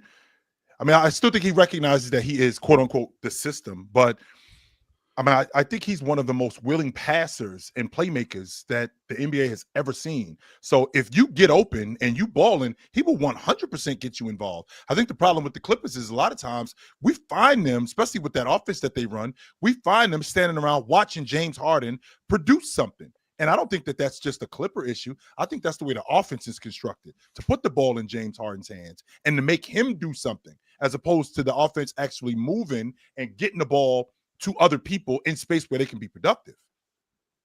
And he was a number 2 to Joel Embiid, and Joel Embiid was cooking. So he can be a number 2.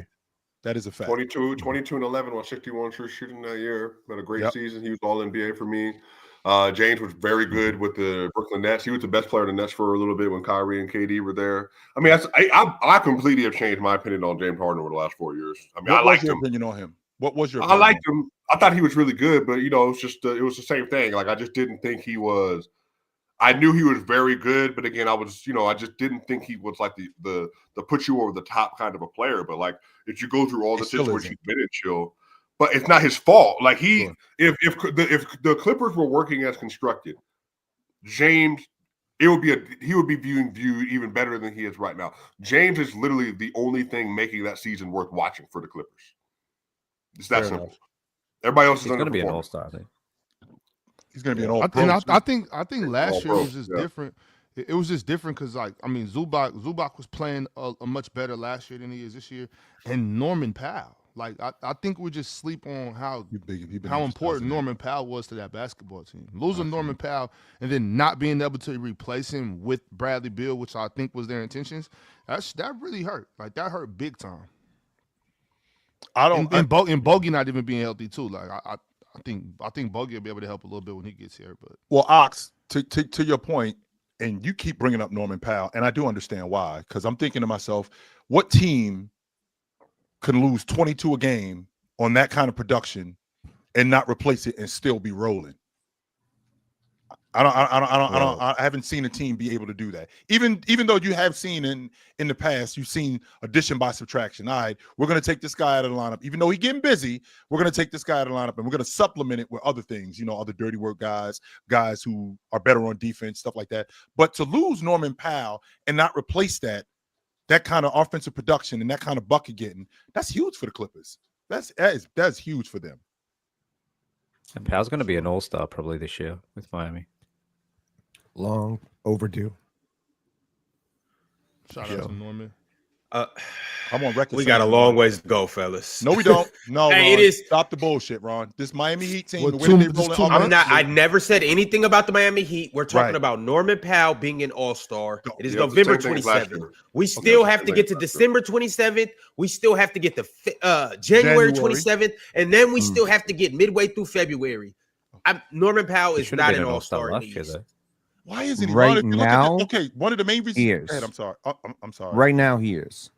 Right now, he clearly is. I don't listen to nothing. He's been efficient. He averages 25 points per game. The Heat are on like a 5 or 6 game winning streak. They are top 4 in the East.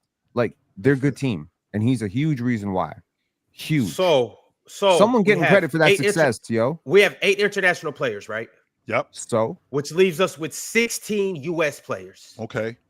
Now, would it be 16? Okay. Are you guys okay? Right there, Ron. Do not move. Stay right there, Ron. Stay right there. Are you done yet? No, I'm not. Because of the 16 players that we had, name the guy, and I know you can't name him, so this is a rhetorical question. You can't name the guy who's been on a team that's the #1 offense in the league and been top 5 in their conference. You can't name him because he doesn't exist, Ron. That's Norman Powell, however. Chill. It's not enough for Norman Powell to get in there. And here's what I'm saying. I'm not saying he doesn't deserve it.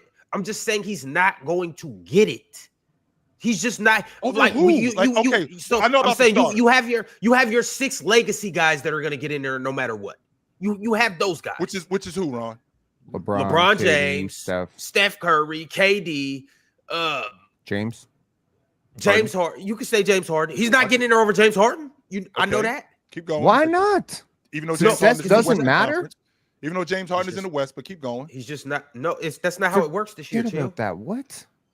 That's not how it works. Hey, Ron, I meant to ask y'all because I had left the one episode and y'all was talking about this All-Star. Or does that mean there's going to be like a cap on international players? Like, what if there's more than 8 international all-stars? If there's 10 of them, they can all make it? I think they're going to work around it. So, like, if Cat makes it, for instance, then they'll just put Cat on the USA team or something like that. But I know it's not a cap. No. So Adam Silver reserves the right to fill out either side if it doesn't have enough. So if they only end up 7 international players, he will just add an 8th international player. Right. But what if there's 12 of them? What if there's 12 international guys? Let's say Denny. Yeah, I know I can't name them all. But let's say there's 12 of them. Are they going to be like, no, not too many of y'all? So you're saying half the All-Stars could be international? I think they kind of did the internal calculus and they were like, there's no way that's going to happen. Yeah, but and that's the problem. That's what I was talking about a couple weeks ago when y'all just decide shit before the season starts. What if these international dudes show up this year and they're balling? You know what I'm saying? Like that's what I'm saying. Like what if we do have 11? I wonder if they would adjust it. Can we? I think they would adjust it to like North America versus the world, and then just put all the Canadian guys on the the Shea Gilgeous-Alexander, Jamal Murray. You know, I'm assuming if there's 12 All-Stars, I guarantee you Jamal Murray's at least one of them, right? Like we got to give Jamal Murray at least that much credit. Jamal Come on, not even finna get one either. Jamal, right? I'm if like, there was 12, I'm not. Name 11 right, international players better than Jamal Murray. Well, they're not gonna. Well, hold on. If there's 12 international players, yes, but there's not. Well, that's what I'm saying. But that's what we're talking about. I'm saying name 12, the 8 now. They'll just move the North American guys over to the American side. The whole top 5. Yeah, we got outside of the top 5. Okay, so you got Denny. No, name the top 5. Name the top 5. So Shea, Luka, Giannis, Wemby. That's Giannis, Wemby. Those are the 5 international players. Those are also the 5 best players. He's not playing better than Lauri Markkanen. Wait. Those are also the 5 best players in the NBA, right? Franz, Denny, Lauri. That's pretty interesting. But they're international, though, Penn. That's the point. That team is going to win, by the way.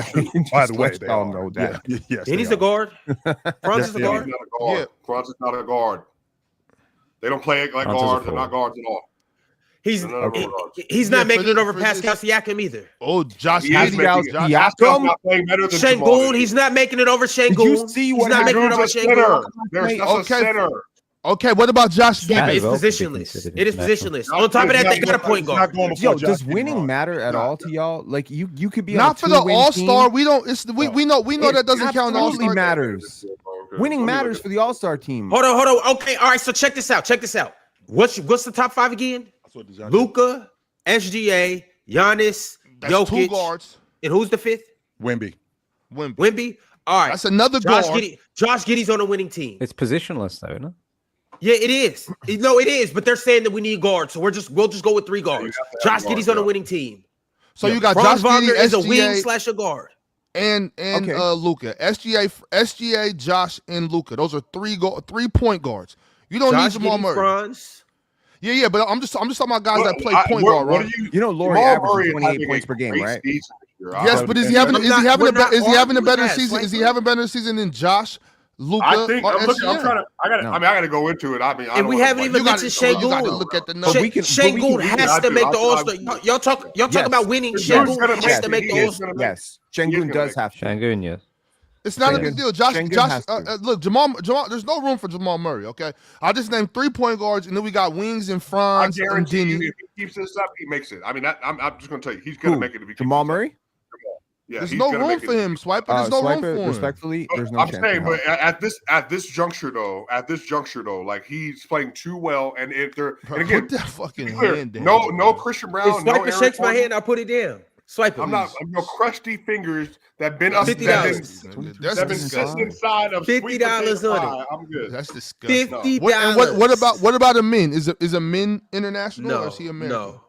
I mean, Swiper may have a point. He's wild as hell right now. Swiper may have a point. Swiper may have a point. I mean, Jamal Murray, 23 on what is he? 23? Chill. Almost 23. There's no way. 23-5 and almost 7 on almost 50, 40, 90. On a third place team in the Western Conference. Here, 23, 7 and 5. Not enough. Just like Norman Powell isn't enough. It's not enough. What the hell? I'm so sorry. Norman and Jamal are related right now? Is that what I'm hearing? That's what it sounds like. Yeah. Norman's better than Jamal. Norman's better than Jamal. Swiper. So wait, Has Norm Jamal Murray Powell had a better than better Jamal? season Yeah, than yes, Lauri Markkinen? Absolutely, absolutely. Hey, they He's had a come better from season lesser than Lauri Markkinen? origins. Swiper, be What? honest. Has Jamal Murray had a better season than Lauri Markkinen? Come on, bro. Yeah, of course. No, Silence. That's why you don't want to answer it. He know. He hasn't. 28 points per game. Think about it. Like you asked me a question, you want me to just talk. Okay, cool. I think Lauri While you thinking about that, think about this too. Has he had a better season than Franz? Who? Jamal Murray. Jamal Murray. You said he's gonna make it as one of the 8. So. He knows who you're talking about. He said no, so we can stall with the answer. It's not. No. I didn't know if you asked about Lauri or Franz. So like, I think the issue. I'm asking about both. They're still gonna need. Has he had? Hold on. And my my. final question to you is: has he had a better season than Giddey? I think even Giddey. I mean, matter of fact, okay, when cool. I watched him play this year, I would say one of Giddey, Franz, and Şengün. No. Şengün is lock. Denny. Lock. Denny? So, has he had a better season than Denny? Fuck no. Denny No. Avdia? So yes. So one of Denny. He knows what he's talking about. He's doing that so we can stall for the answer. Swipe it. Come on, dog. Denny Avdia just went ballistic last night. What has Jamal done this year? What does Jamal do to He's not doing what Denny's doing. He's not doing what Denny's doing. You said he went ballistic. He had 43 points in that game. Went ballistic. Jamal's he's what did he do this last game? What did he just doing. do 2 games? What did he do with the Houston Rockets? Swipe. You can't remember now. You can't remember now. That's what I thought. Doing what Denny's doing. So let me put it this way. 38. Hang on. If I'm not mistaken, Swiper, just not 2 nights ago. I'm sorry, Penn, really quickly, but not 2 nights ago. Didn't Jamal Murray go almost 30-8? He went 25-10 versus the Houston Rockets. 25-10 assists versus the Houston Rockets. A couple nights ago, he went 30-8. What did Denny do last night? What did Denny do last night? The Trailblazers, they ended up. He went bam for bam with Foxy and lost. He had 37. He had 37. 37. Damn near triple double. He's had a great season. He is having a great season. He just abandons all his defense. What I'm saying is, if we got those top 5 locks, if we got those top 5 locks, right there. okay, so 7 spots. I'm adding Alperen Şengün out of respect for the Houston Rockets and what he's done. I'm going to add him to that list as a lock. There's no debating. Şengün is an all-star. So I agree. He's a lock. I agree. So now you got 2 spots left, and let me tell you that 2 of these dudes are going to get snubbed: Josh Giddey, Denny Avdia, Lauri Markkinen, Franz Wagner. 2 of those dudes are not going to be all-stars if we do in this format this way. Okay, so that's what I'm saying. Like, why do I have to be? Why do I have to play? Pin, this is why I asked you that question. Don't forget Yang Hansen. Just Mars, we trying to have a real conversation up here, Mars. But chill. This is why I asked this is why I asked the question I asked earlier. If there's 8 spots for internationals, are we just going to discriminate against the non-Americans? And if there's 10 of them, that should be all stars. I got a perfect solution. To Swiper's point, Jamal Murray. I got a perfect solution. Oh, what's the clause? What's the clause, Damien? What's the clause, Damien? That's because this is what I'm asking. If Americans have international ties, they can be considered part of the international team. So like Cat, too many international. Yeah, but there's already too many. They need the international players to have American ties. Yeah, I'm talking about the opposite. I mean, it's too many. I mean, they got American ties. They played professional basketball in America. All right, bro. Come on. Could y'all please help me out? Hold on. Franz Wagner went to school in America. He went to Michigan. He's German, cool, but like he went to school for Michigan. Okay, so you're saying he should be able to play on the American side? Is that what you're saying? Yeah. Okay, fine, and that's what I'm asking y'all. I want to know is that in there? If you're an international guy, can you play on this side? Because I think there might be too many international all-stars. Well, not too many. I don't want to use that word because I don't think there's too many. I got an actual solution though. Like my real solution to this Franz Wagner problem. So you got a problem here because the Orlando Magic are good enough that they deserve an all-star, and Franz is international, and Lauri's international, and Denny's international. So I got my solution: snub Franz and make Jalen Suggs the all-star. There you go. That's my solution right there. Make the real all-star the all-star. Jalen Suggs is the all-star on that team. Chill. I want to get back to this Norman Powell thing because this is ballistic that you believe the Norman Powell. Austin Reeves got a better shot at making an all-star game than Norman Powell. This is why we need to go back to the Western Conference, Eastern Conference format. He's gonna get it. Exactly. Austin's not gonna make it. The Lakers got 4 all-stars, Ron. The Lakers got 4 all-stars. That's another international. That's another international. Can you please Jackson Hayes? DeAndre Ayton is Mark, not can you my please top stop five. some Marcus Smart, Rui Hachimura, Gabe Vincent, Bronny James. Oh, Rui's enough international. Who is the fourth All-Star, Ox? Who is the fourth All-Star? Sit back. Wait, Rod. Nah. you saying Just say Austin it. Reeves Just say it. can I be an gotta hear you All-Star? say it. Who's the fourth All-Star? I've said it multiple times. DeAndre Ayton. No, Swipey, hold on, Rod, are you saying Austin your Reeves internet should kind of not be going an in and out. Yeah, your internet's Say going. that one more time, I I can hear keep you now, hearing you Swiper. You say. good. Yes, it was. I keep Hey, hearing you say say it one more time. snowstorm. What did you say? Hold on, Pan. I got to mute Pan because he's talking too much. Ron, You good. Are you saying that Austin Reeves is not an All-Star? I'm not. He is all-star. He's playing at an all-star level. He's not going to make the all-star team. And so Why is Just he not like making Norman the All-Star Powell. team? No. Why is this Austin Reeves there not are making the All-Star team? 16 all-star spots. I'm going to read these players off, and they're not Go going ahead. to make it over these players. Wait, You 16 have your- total, Ron? Wait, Ron, please 16, slow down for me. 16 American spots. because he already gave us the what you Okay. He already gave us the You legacy. have your guy. international spots. slots. Because he You're already gave us you're the telling me there's 16 Americans that are going to make it, and Austin Reeves won't be one of them? Can I give you the 16 You've names? lost hear it, your Ron. mind. Please, You've Ron. lost Can I your give mind. you the 16 names? Yes, and Ron, then let's once hear we it. and then once we get into this, you guys can tell me I'm losing my mind. Yes, Ron. And let's hear it. Lucas not involved in that 16. Luka's You're not out of in your that. He's mind. not I in know. that. Okay, That's what I'm so- saying. You're losing your Read the mind. names, Ron. Okay, so Read can the I names. give you Let's the hear it, Ron. 16 names? Let's hear it, Ron. Ron, what I would suggest And keep in mind keep in mind too, the All-Star game's not today. Once again, Yeah, this is we the whole hear you. Norman Powell Go. thing. It's not Go. today. The All-Star game is in February. Yo, Swiper, So So 90 you're assuming, seconds. you're assuming He it's has going to two. be one. He has, 90 yes, I'm seconds. Calm down. assuming this. I'm assuming this. Go ahead. So- Read the names, Ron. Go. Tyrese Maxey, obviously. Donovan Mitchell, obviously. Jalen Brunson, obviously. Jaylen Brown, obviously. Cade Cunningham, obviously. Anthony Edwards, obviously. That's 6, and I'm still only with guards. James Harden, obviously. That's 7 names, and I'm still with guards. Steph Curry, that's 8 names, and I'm still with guards. Steph about to be That's out for a 8 few weeks. He might not do enough. He's going to get voted in. Steph's going to get voted in. He'll be in there. That's Like, 8 names, and I'm still with guards. voted Hey, Mars, I have not talked about a single big. I'm still with guards. That's 8 names. Steph's going to get voted Kevin Durant, that's 9. You know what that Has means? KD, Ron? has KD been It- playing better than Austin Reeves? No. But Austin Reeves is not going to get. He's not going to get in over KD. I agree with Mark. I agree with Mark. Hold on, how many names was that? All right. 9. Keep Is that going. 9? All right. Mhm. Karl Anthony Towns, that's 10. Okay. Jalen Durham will go All right. ahead of him, I think. There you go. Jalen Durant, that's 11. Mm-hmm. Jalen Keep Johnson. going. No. No. That was my next name. Not over Austin Reeves. No. Or Mobley. No, sir. No, Ron, sir. Ron, are you aware what Austin Reeves is doing Mobley? right now? I You said haven't don't said you need- Scotty Barnes yet. Aren't You you talking gonna about need- Mobley? Players? Fuck outta Are you here, gonna man. need functional players? Don't let me hear that Scotty Barnes ain't on your list right now. That was the next name I was going to say. Scotty Okay, Barnes. Thank you. What about Thank you. Brandon Ingram? Brandon Ingram. Oh, well, follows Scotty him. Barnes or Brandon Ingram. I don't Scotty know. Barnes and Brandon Ingram. Brandon Ingram over Austin Reeves. Yo, Swiper, Austin Reeves is not going to continue to average 28. Okay. He's You not. saying- No, wait, hold on. Let me counter. Austin Let me Ladd. counter. Because D-Book. you keep saying that. Right now, Austin Reeves is averaging 28, 6, and 7 on the season. 28, 6, and 7 on the year so far. And shooting splits, just for the context for the audience that aren't aware, 50% from the field, only 32% from the 3, whatever.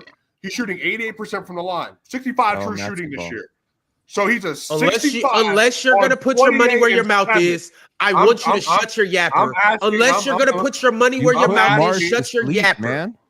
But why? Wait, no, but Ron, why is Austin If Reeves it going to ended get today, worse? he'd be an But these all-star. other guys aren't. You're saying all these other names like, oh, these guys are going to play at this level or get better. But you're assuming that Austin Reeves is not. Why? Okay, can I? He's gonna have less time. It is as clear as day. He's been playing without LeBron James. LeBron James is going to come back and eat into that 28 points. He did, but he's not. He had 31 with Okay, he LeBron did. I understand that, you guys. But I don't think this is out of the realm of possibility. I don't understand how this isn't clicking in you guys' heads. Austin plays better with LeBron. Austin plays better with LeBron.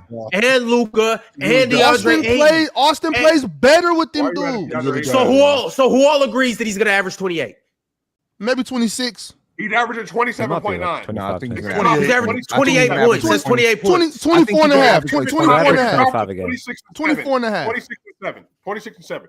On +7. +7. 26 and 7? 26-7. So do you want to bet?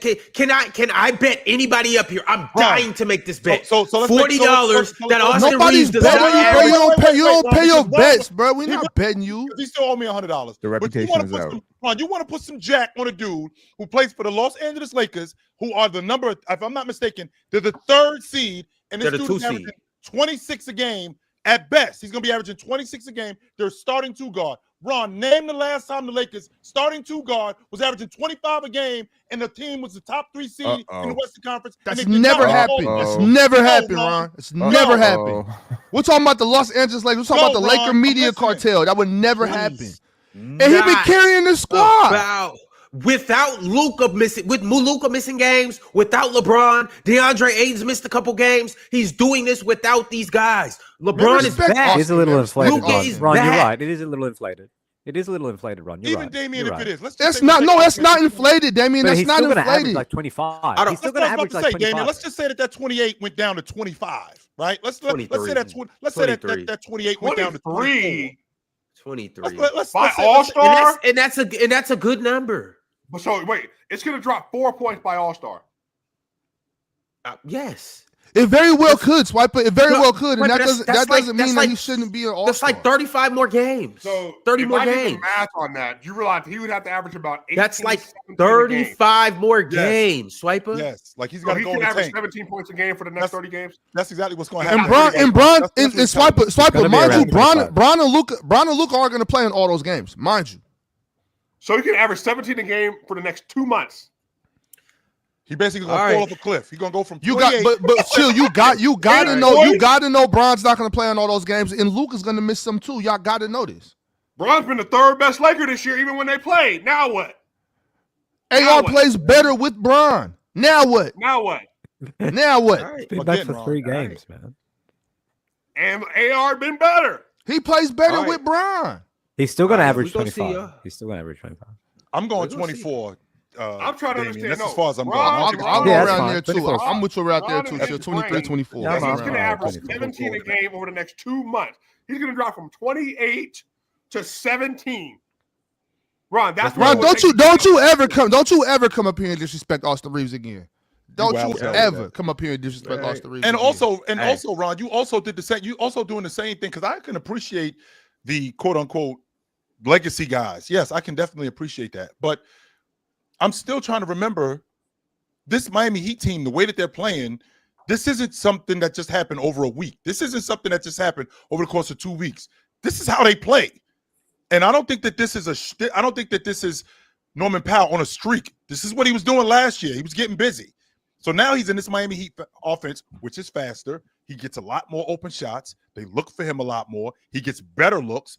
Why can't this continue with him? Tyler Hero's back.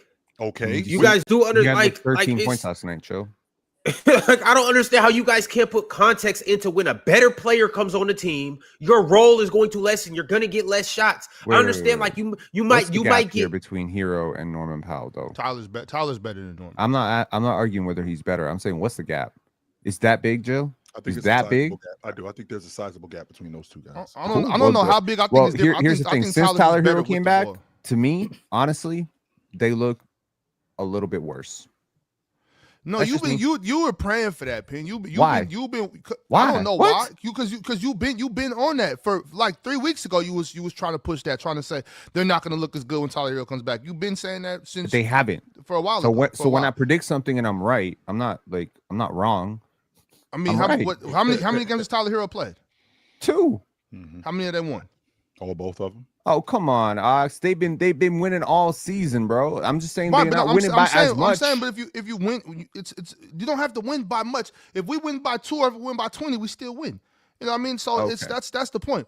Tyler Hill's working into this non. No, that's fair. That's fair. I know that. You know, that's fair. He's working into this offense with less pick and rolls and not a lot of screens. He's working into it. I think this team is absolutely better with Tyler Hero. You know, I think it's crazy to assume that. In fairness, they are going to be better with him. I'm just saying, like the last 2 games, it's kind of looked not great. He is working himself back into the lineup. He is. He is working himself back into the lineup, and it's going to be an adjustment for him because he ain't used to playing like this. They play a lot faster now. He got the ball a little bit more, which when you had the ball more, you're a little bit more prone to mistakes. So I don't want him disrupt. And by the way, they're the number 3 seed, by the way, Ron, in the East. They're the about number to win 3 the seed. East. They're About to win the East. You got them winning. You said that before the season started, that you had them winning the East. Like they're going. No. Before the season started, I had Orlando or New York, but I told y'all to watch out for Miami. But now I'm watching Miami. I made that take a couple weeks ago. I got Miami. You got Eric Spoelstra and you got all this talent, man. They have to win the East. Bam gonna make it before Norman too. Because they need front court players. No, he's just gonna like Norman's play is probably gonna level out. Bam is gonna continue doing what he's level doing out to what, Ron? What are we leveling out to? Because I'm at 25 a game now. What is that leveling out to? 21. Probably 21. 21. Yeah, so he averaged maybe even 19. So with Tyler Hero there, maybe even 19. Okay, so he averaged 22 a game last year, and I think the consensus up here thought he should have made the All-Star team last year. So now I'm on a team that's actually better than what it was last year, and I'm averaging around the same, and he's still not gonna make the All-Star team. Who should have made the All-Star team last year? Norman Powell. That's what I'm saying. Hey, certain guys like. Shout out to Norman Powell. Shout out to Jamal Murray. The Clippers should have had 3 All-Stars? He should have made the All-Star team. It's just like certain guys that they just not going to make the All-Star team. He went down as the year went on. Tyler Hero made it, and then I thought he was making All-NBA, then he went down as the year went on. Man. So play will stabilize. Not all the players having crazy seasons are going to have crazy seasons all year. I'm with that with Ron. Saying Austin Reeves going to drop down to 17 points a game next 2 months. I just thought that was crazy. I never said he was going to drop down to 17, Swiper. Well, you said he would go get to 23, so I was doing the math, and the great showing you how many points he would have to average to go from 28 to that point. Because we're 18 games to the year now. 18, 19. But Swiper, it's like 50. It's like 50 games before. I'm sorry, he played 19 games. I apologize, Swiper. He played 19. So, games. Are you sure you're doing the correct math? It's 50 games before All-Star break. That means he has to do it for you. I mean, I can go to total points and all that stuff if you want. I can do the whole math thing for you. What do I have to take? But they've got 34 games until All-Star weekend, but the All-Stars are announced about a week before, so it's about 30. In late January is when the All-Stars are announced. Yeah, it's about 30 games they've got. So we got another month, Ron. Another 2 months. Months worth of games. Another 2 months before we decide who is an All-Star. Well, all right, fellas. I will say this really quickly. What's up? I am here for the day when the All-Stars are announced and Scotty Barnes is not on the All-Star team. I am here for that because I am so wanting to see the flip out because I know it's going to be one. I'm here for it. He can't be mad because the best player on their team makes the All-Star team. If Brandon Ingram does not, if the Toronto Raptors do not have an All-Star, Penn is going to flip out. They're going to have one. It's probably going to be Scotty Barnes. Yeah, Scotty's been their best player by a very large margin. What are we doing? Hey, by the way, you know how like the Evan Mobley thing was 18 and 8. Yeah. Scotty Barnes needs to be 19 and 8 because that's what he's been doing the last 3 years. 19 and 7, 19 and 7, and 19 and 8. That's 19 and 8, man. That's what we got. Oh, you doing the Evan Mobley thing, but for Scotty Barnes? Yeah, that's what it is. Literally, last 3 years, all the same. Now, that doesn't mean he's not playing better, but that's what the numbers are. He got 19 and a half, 7.9 rebounds, and 5 assists a game. Now, if you do he's 19 and 8 again. Oh, nice. But if you do that like over to who's doing that in the NBA, probably like Jalen Johnson, Giannis, Jokic. You realize the Raptors are a top 4 defense in the NBA? Are you mentally okay, me? Swiper? You good? Me? What's that? What's that got to do with me? What's that got to do with what he just said? Nothing. Impact on both games. I know you watch 2 pylons for a living, so I understand that you don't understand what defense is. He's just saying that the same jokes that they make about Evan Mobley could be made about Scotty Barnes. That's what he's saying. No, it can't, because Evan Mobley's impact metrics are down this year. That's not what he's talking about. That's not what he's talking about. So box score stats, are we talking about? Yes, that's what the joke about Evan Mobley is, yes. He's just 19 and 9. Yeah, that's what he is. He's 19 and 9. The joke about Evan Mobley is he's been 18 and 8 for like 3 years. Here's some context to that number, 19 and 9. Mr. holding his face right here. Scotty Barnes playing. No, 19 and 7.9. 19 and 7.9. 19 and 7.9. You're also playing like 32 minutes a game. Or 32 and a half. I got to do with it's a career. I don't care about your Evan Mobley joke. I'm just saying, don't try to push no narrative about Scotty Barnes not playing better. Scotty Barnes playing way better. I got popular NBA Twitter. Yo, I got something much better than a joke and much better than a crash out. What's that, Ron? We are going to get into our PC rankings of the week. As promised, somebody sent through a super chat last week. I'm sorry, I can't remember exactly what your name is, but you made a request for us to do the top 10 current players in the NBA.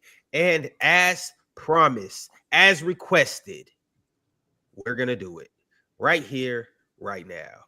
Hold on right quick, fellas. All right, here we go. These are our top 10 current players in the NBA. Well, I already know who's at 10. Shout out to Jack Coty. Friends, like the video, subscribe, embrace yourself for this list. So at 10, yes, courtesy of Jack Coty. At 10, we have Jaylen Brown. Oh, No, Stephen Curry. Remember, these are current players in the NBA based on how you've played so far in the first month of the season, or it's about 5 weeks. Steph Curry at 10. James Harden at 9. At 8, Crazy. we have Cade Cunningham. Also insane. A bit low for my liking, but a bit low. I didn't have Cade on. I didn't have Cade on my top 10. Me neither. Oh damn! Oh god! Oh, my bad, Cade. So how the hell did he get on this list if neither one of us put him on? Ron the list? probably had him at like 5th or something. I don't know. It's not you and Mars's list. It's the panel's list. Okay, Yeah, so everyone who had him everyone above? else probably had him. Yeah, because if everyone two else people probably didn't have him, how the hell did he get to 8? Some people have him 5. Yeah, probably. So some people just went. Did everybody have James Harden on their list? I had James Harden at 6. I don't even think I have James Harden. Damien, you didn't have James Harden on your list? Huh? Well, he made the list. I know. It's a cumulative ranking. You know that, right? Yes, it is.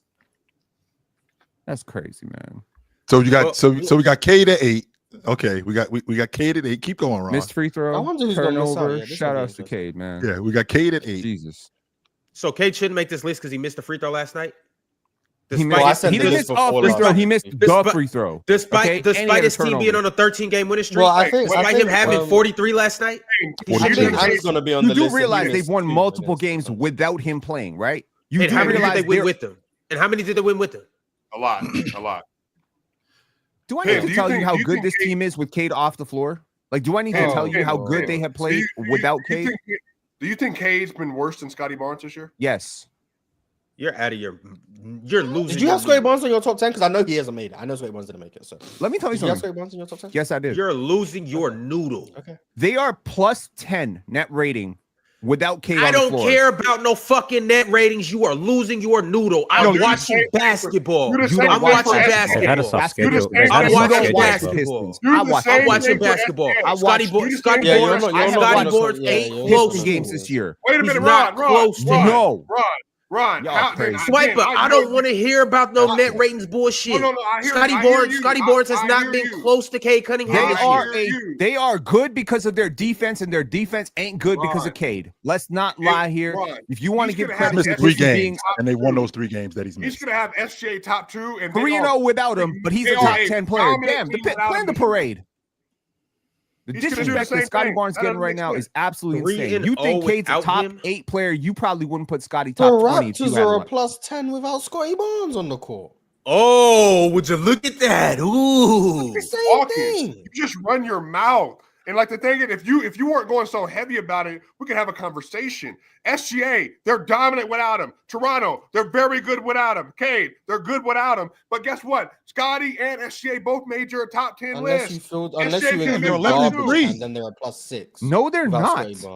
Yeah, unless you include garbage time, they're a plus 6 without Scotty Barnes. But if you actually take out garbage time on Data Baller right now, they are plus. They are per negative. PBP stats. They're plus 10 without Scotty Barnes on the court this season. Per you don't know ball, Cade Cunningham clears. The Raptors defense is 5 points, 5 better with Scotty on the court. Pin, they played 12. We're going to everything else. Do the whole thing. The same thing you do with Cade. Do the whole thing. With the 3 games. Sorry, their defense actually better. Look it up. What are this year when Scotty's not on the floor? What is it? What's the net rating? When he's not on the floor. With Scotty Barnes off the court per Data Baller, they're plus 11. Plus 11 with Cade Cunningham off the floor. Is that correct, Mars? Oh, No. Without They're Scotty. +6 with him on the court. I'm looking plus at it. 6. I could share my screen if you want. No, keep They're going, Mars. +6 Plus 6. they're +6.4. Yep. I'm gonna get the numbers exact. Don't. They're we +6.4 with him on the court in Correct. 553 minutes played. In the 235 minutes he has not played, they are +11. That's almost That double. means Scotty Penn. Barnes' net on off is a negative 4.6, which means the Raptors are 4.6 points better That's almost when he's double, off the Penn. court. That's almost double, Penn. So the same numbers as Cade, basically, is what just one. And on, The only reason I'm and, using these numbers is because he said the Pistons are +10 without Cade. and on top of that, When the Raptors are actually +11. Yo, with chill. him. Let Penn speak for himself. Yes, So sir. now that you know that the Raptors are twice as good without Scotty Barnes, is he making your top 10 list still? Yes, because they're not twice as good without Scotty Barnes. He Number just one. told you Why? that they Why are. though? Why though? They Why are. aren't they? They are. Why aren't they, Penn? They are. No. Let They me are. answer the question. Why aren't they? Why aren't they? Because the Raptors have never won a game this season without Scotty Barnes. One. Scotty The Barnes missed Pistons it. have won 3 games without That's not Cade. how And they on-off won works, by the 12 way. of them. That's not how on-off works. That's not how on-off works. Just Okay, for so people to you're know. not going to explain all, stats to all- me? all you do for the crowd, not for No fans, way, because you know Cade what has a they're better box Oh. plus minus 2. and a No, better he box doesn't. plus Oh, all you gotta do, No, he crowd, doesn't. audience. He does the way 4.8 to on-off works, 4.6. I'm looking at it. Cade has a better box plus minus 2. All these all- advanced all- stats all favor. on-off I'm not gonna lie. EPM is favors when a Cade too. player's on the floor, All of them favor and the Cade. players off the floor, regardless of if they played or not in the game. Because all you got to do is filter for only include stats from games in which all players selected played. So in the games that he's played, the Raptors have been twice as good when he goes to the bench as opposed to when Scotty's in the game. That's the way on-off works. And Penn just said to us that look at Detroit. Look at Detroit without Cade in the game. They're a +10. How is he a top 10 player? But the same thing applies to Scotty Barnes. But he's a top 10 player. SGA, matter of fact, if you want to keep going, Mars, can you pull SGA's numbers up? Because he's going to say SGA's top 2. I'm just going based on his argument. I don't believe this, Mars. I'm just going based on his own argument. Show us SGA. The Raptors. Okay, just stop. Please. Okay, you don't know what you're talking about, Swiper. How about you listen to the person? I just want everyone to know that Mr. Box Shut up, man. Cade has a better telling box me plus I'm minus. wrong. Just wanna I'm make not sure wrong. everyone The knows that. Raptors starting lineup sucks. Okay, let me put it that way. If you want to filter for what Scotty Barnes does with Sandro Mamukelashvili and the second unit, that's the Scotty minutes because you got spacing. Right now in the starting line. Yo, keep going, man. Keep going, Penn. Keep going, Penn. I'm with you. Cade's starting lineup is optimized to him. He does not play like Jokic merchant. You should know this because the Denver Nuggets do this all the time. They synergize lineups around Jokic. Jokic doesn't play in suboptimal lineups. Scotty starts every game in a suboptimal lineup for more than half the season. Yo, why y'all doing this like I'm not talking sense? You don't watch this team. I watch. I don't know how much you watch the Pistons if you're saying this lineups are optimized around them. No, I'm not. Cade Cunningham. You did that. You made the argument against Cade by using on-off. Now it's being pointed at your guy. Okay, you don't listen like to me, Yapovich. Listen to me. There's no gap. That's literally what happened. Oh my God, shut up, man. That's literally what happened. That's literally what happened. happened. You don't know. First of all, no, that's done. not literally what happened because you said it. I said multiple things. I said they are a top 2 defense, and he's not the reason why. So why Look at the on-off data and tell me how much better is the defense without Cade. Why did you just go to on-off for Cade and no context applied and say that's why he's not top 10? I didn't say there was no context applied. He missed 3 games. You That's didn't use context any there. context. Dominant defense. That's context. He is not as efficient as some of the other mega scorers in the league. That's context. Now you want to tell me I'm a hater. I'm not a hater.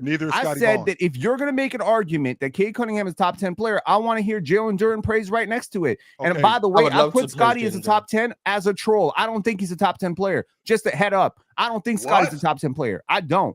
I legitimately don't. I think he's like the 13th or 14th best player. I don't think he's top 10. But Cade Cunningham is though. But he's not.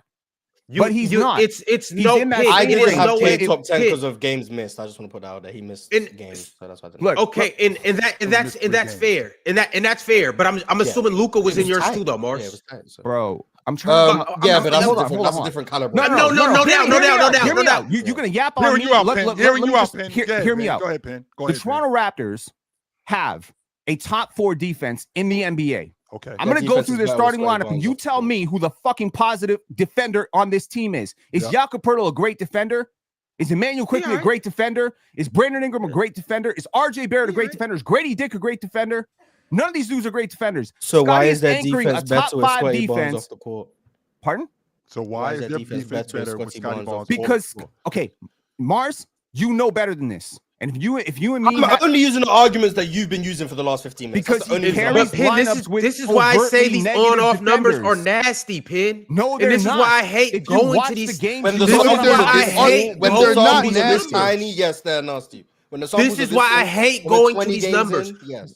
We can just watch the game and tell. Pin. Nobody's saying that Scotty Barnes. We can just say that Scotty. Pin. Run that lineup down one more time, Pin. That Scotty, we know that Scotty Barnes is impactful. We know what he does on the defensive end. We know how Scotty Barnes impacts this team. Let me make my point about he's just not more impactful than Cade Cunningham. How about this, Ron? Let me make the point about the team that I watched. They 117.7 defensive rating. That's their starting lineup that he's mentioning. They are not a good defense with Scotty Barnes. Go ahead, Pin. I want to hear Pin's point with this. Go ahead, Pin. Make your point. Okay. Can you mute Swiper for a second? No, because you're wrong. You don't get to lie and then be wrong and get mad at other people. That's what's happening. You lied. You brought up context, no context with the stats. You said it. So you're getting fried by your own argument and mad at everybody else for it. Yes. Cook. As you would say, Pin, as you were saying.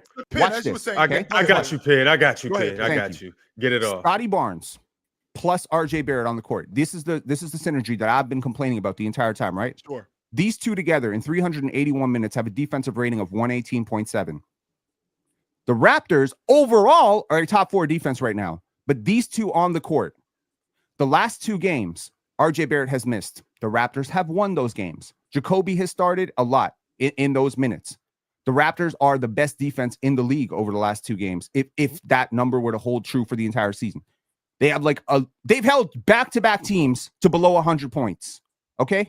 Back-to-back. Let me make the case. 118.7 in the minutes with RJ Barrett is the defensive rating.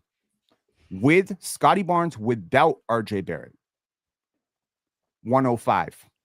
That's the defensive rating. And it's a pretty big sample size of 172 minutes. Those are the minutes where Scotty is winning those games. I'm telling you that there have been stretches in this game where the Raptors are down 10. RJ Barrett will go to the bench. Scotty Barnes will come in with Jacoby and Jamal Shed and Sandro Mamukelashvili and maybe Brandon Ingram. And we will run the table for a 12-0 run. The Raptors went on a 22-0 run last night. 22-0 run to end the second quarter and to start the third quarter. They won the game in that stretch. Now, you can if you're a box score casual, you can look at the data baller number and be like, well, this. I can tell you if I filter off certain players that I know Scotty is not helping and they are not helping him. It's bad synergy. That's why the Raptors were trying to trade for Derek White in the offseason. What I'm trying to tell you is there are minutes in the game where are won and there are minutes that are lost. If you overwhelmingly win 10 minutes of a game, even if you kind of lose the other 38, you win the game. It's a game of runs, right? And I'm trying to tell you the best versions of the Raptors have been Ingram on offense, Barnes on defense. So all I'm asking you, Mr. Data Baller Swiper, is if this is a top 4 defense, point to the second best defender on the Toronto Raptors. So what are we at? We are number 8, or we are number 8 or 7? Just missed Cade Cunningham. Yeah, where Cade was 8. Cade was 8. So keep going. Does anybody? So other than Mars, does anybody up here believe Cade shouldn't be here? Even though Ron and we conveniently left out with Cade being off the floor. That just so you know, when he's on the floor in the games that he's played, they won 80% of the games that he's played in. When he's on the floor, that's 4 out of every 5 games that he plays. And he's been one of the best clutch players in the NBA this season. Yeah. So he leads the NBA in fourth quarter points. On top of that, come on, we don't gotta act naive. Yeah, they are at the top of the East because of Cade Cunningham. But they're not. And Jalen Duran and their defense. Yes, it's more than just Cade. We understand it's multiple beings. Their second weakest defender. I've watched every game from both teams. But Cade's and for me, it's not a conversation. But it isn't Cade. It isn't Damian. It's not. Jalen Duran makes them better. The bottom 3 of my top 10. The only reason I didn't have Cade. We're on number 7, fellas. Jalen Duran 100% being a ball handler. I'm glad Damian has sense. But the reason why they are at the top of the Eastern Conference right now is because of Cade Cunningham. That is a fact. And Jalen Duran and Nassar Thompson. They've all have contributed. But Cade is the best player. I agree. He's the reason why they're at the top of the East. Not the reason. He is the biggest reason. No, he is. Okay, all right. Fair enough. The biggest But reason. hold on, Fair enough. but Pin, when you hear that, Kate is the reason for that. That's not a slight to Scotty, because Scotty is absolutely a big. Hold on, just hold on, Pin, just hold on 2 seconds, bro. I'm not your enemy. This is the thing. Scotty Barnes is absolutely a big reason why the Raptors are 2 in the East or 3 in the East now, whatever they are, 2 in the East, 3 in the East, whatever. Scotty Barnes is absolutely a huge reason for that as well. You know, there's no reason why they both can't be great together. No reason at all. I don't care about Scotty in this equation. Scotty doesn't play for the Pistons. I'm saying give the Pistons defense credit. They are a great team because of their defense. Not because of their offense. They're a great team because of their defense. They're a mediocre offense. They're a great defense. OKC argument, but dumbed down. No, it's not an OKC argument because SGA is historic levels of efficiency. So I said dumbed down for a reason, but it's the OKC argument. I'm just saying. I put this out the other day on Twitter on the guard season. Among all the elite guards, K's having the worst scoring season. So I would have been with him if you would have stopped there. But then you brought up the on-off nonsense and then wanted to apply no contact, and then you brought up the Scotty one and applied all this crazy contact about data, lineup, RJ Barrett. But swipe it off. That's crazy. Let's just keep on-off numbers out of this forever. Please, we need our on-off numbers, man. No more. I think it'd be healthy if we just stop with the on-off numbers. Man. We need our on-offs. Swiper, and I'm looking at you. Go ahead. I'm sorry. Swiper, you said amongst the elite guards. So I just want to stop it there. Amongst the elite guards, he's having the worst scoring season at 28 points per game. No, for sure. I just want you to know, amongst the elite guards, he's having the worst scoring season at 28 points per game, leading the league in fourth quarter points. But on top of that, amongst the elite guards, he's probably having the best distributing season with 9 assists and still giving you 6 rebounds. And his team's at the top of the reason they are a top 2 defense, in my opinion. Okay, Jalen Duren. You know what, Mars? Do me a favor. Do me one small favor, because I know that you are someone who will approach this conversation with intellectual curiosity. Damian, you too. Why don't you go to Data Baller? Why don't you go to Data Baller and do the on-off splits? Why don't you do the splits for Cade without Jalen Duren and Jalen Duren without Cade, and then look at them both together. If you look at them both together, they're pretty good. Plus 13.1 net rating. That's pretty good. But Cade without Jalen Duren is a negative 0.3. They're not a good team without Jalen Duren. But what about Jalen Duren without Cade? Plus 21. Jalen Duren is not getting enough credit here. Beef Stew is not getting enough credit, and I'm personally fucking sick of it. When the Pistons suck, it's never Cade's fault. When they're good, it's all Cade's credit. That's not fair. That's not how team basketball works. That's all I'm saying. You got to give Jalen Duren some credit. Somebody who's soft on you for starting a bad narrative had intellectual curiosity. But when I display intellectual curiosity by pushing against a bad point from you, I'm somehow don't want to have a good conversation. That's crazy. That doesn't make any sense. Ours are really pushed off against you because you were pushing an agenda. And then I called you out for then bringing up all the rest of the number, but I don't have intellectual curiosity. I was just mad because you was lying. You're just not intellectually curious, Swiper. That's not curious. Crazy. You're just not much of an intellectual at all. Jalen Duren not sniff top 15 for y'all? When you say this guy is the reason, I expect him to be carrying. He's not carrying. Ron, just for the basketball, for the intellectually curious, Ron. So between James Harden, Austin Reeves, Luka Doncic, Steph Curry, Tyrese Maxey, Donovan Mitchell, SGA, Cade Cunningham having by far the worst scoring season of that group by like 10%. So yeah, it's definitely like worse. But so now what is I'm Cade not taking doing? away credit from him. Has he been more efficient than Norman Powell? Has he been more efficient than Danny Avdia? Has he been more efficient than Scotty Barnes? That's nasty, Ron. That kind of shit right there is so nasty. That's why that's not the whole combo. That's just scoring. That's just scoring. Anyway, can we get to number 7, please? Cade is number 8. Congratulations to Cade Cunningham. Shout out, Cade. Good shit, Cade. All right, you guys. Chat, we're going to start this over from the top. So these are our top 10 players to start the season.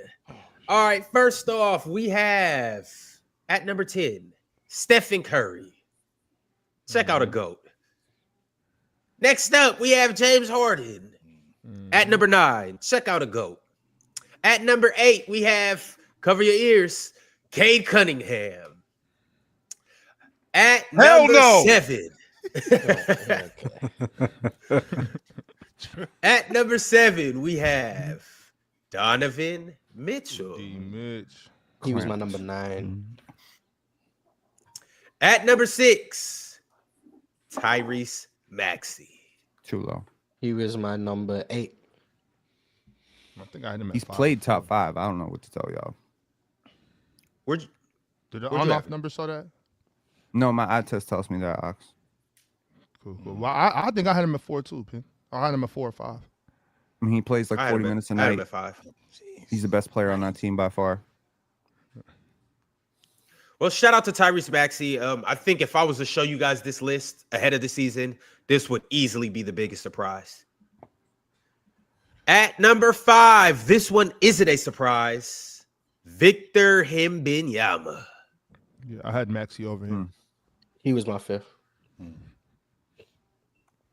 At number 4, Hookah Fluka Luka Magic Doncic. Luka. He was my 4th. He was my 4th too. Me too.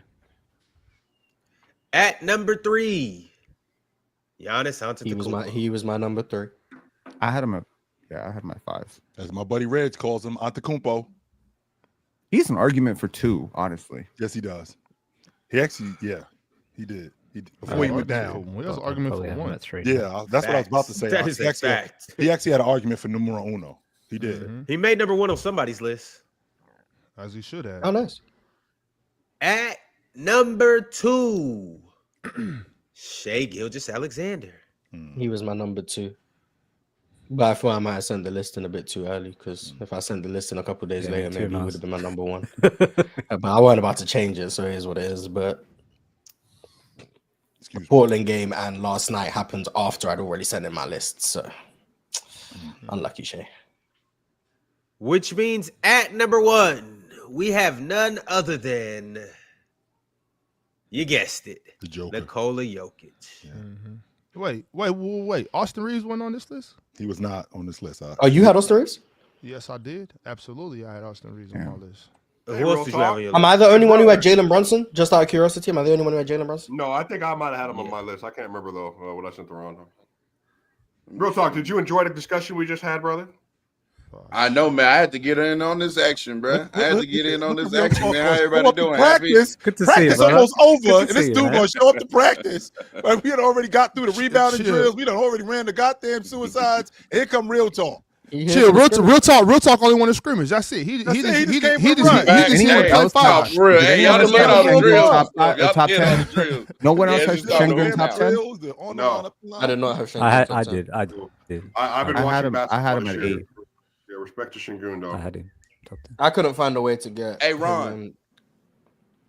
Yes, and everybody up here, just by the way, in 2016, right? This is peak Steph Curry, arguably his best season ever. The Draymond minutes. With let me slow walk it, Mars. Let me slow walk it. Steph Curry and Draymond on the court together were let me see, so I'm not mistaken, a plus 19.8 net rating. With Draymond on and Curry off, they were still basically plus 14. With Curry on and Draymond off, they fell all the way down to just a plus 3. So, Penn, would you then argue that Draymond was more valuable to that Golden State team than Steph Curry, or he was a better player? Or can you repeat that? And for what year you're talking about? 2016? 2016. Steph's unanimous MVP season. They were a plus 20. Steph's unanimous MVP year. Plus 14 with Draymond. So Draymond got unanimous MVP? And plus 3 with Steph without Draymond. All of these samples have 200 plus minutes.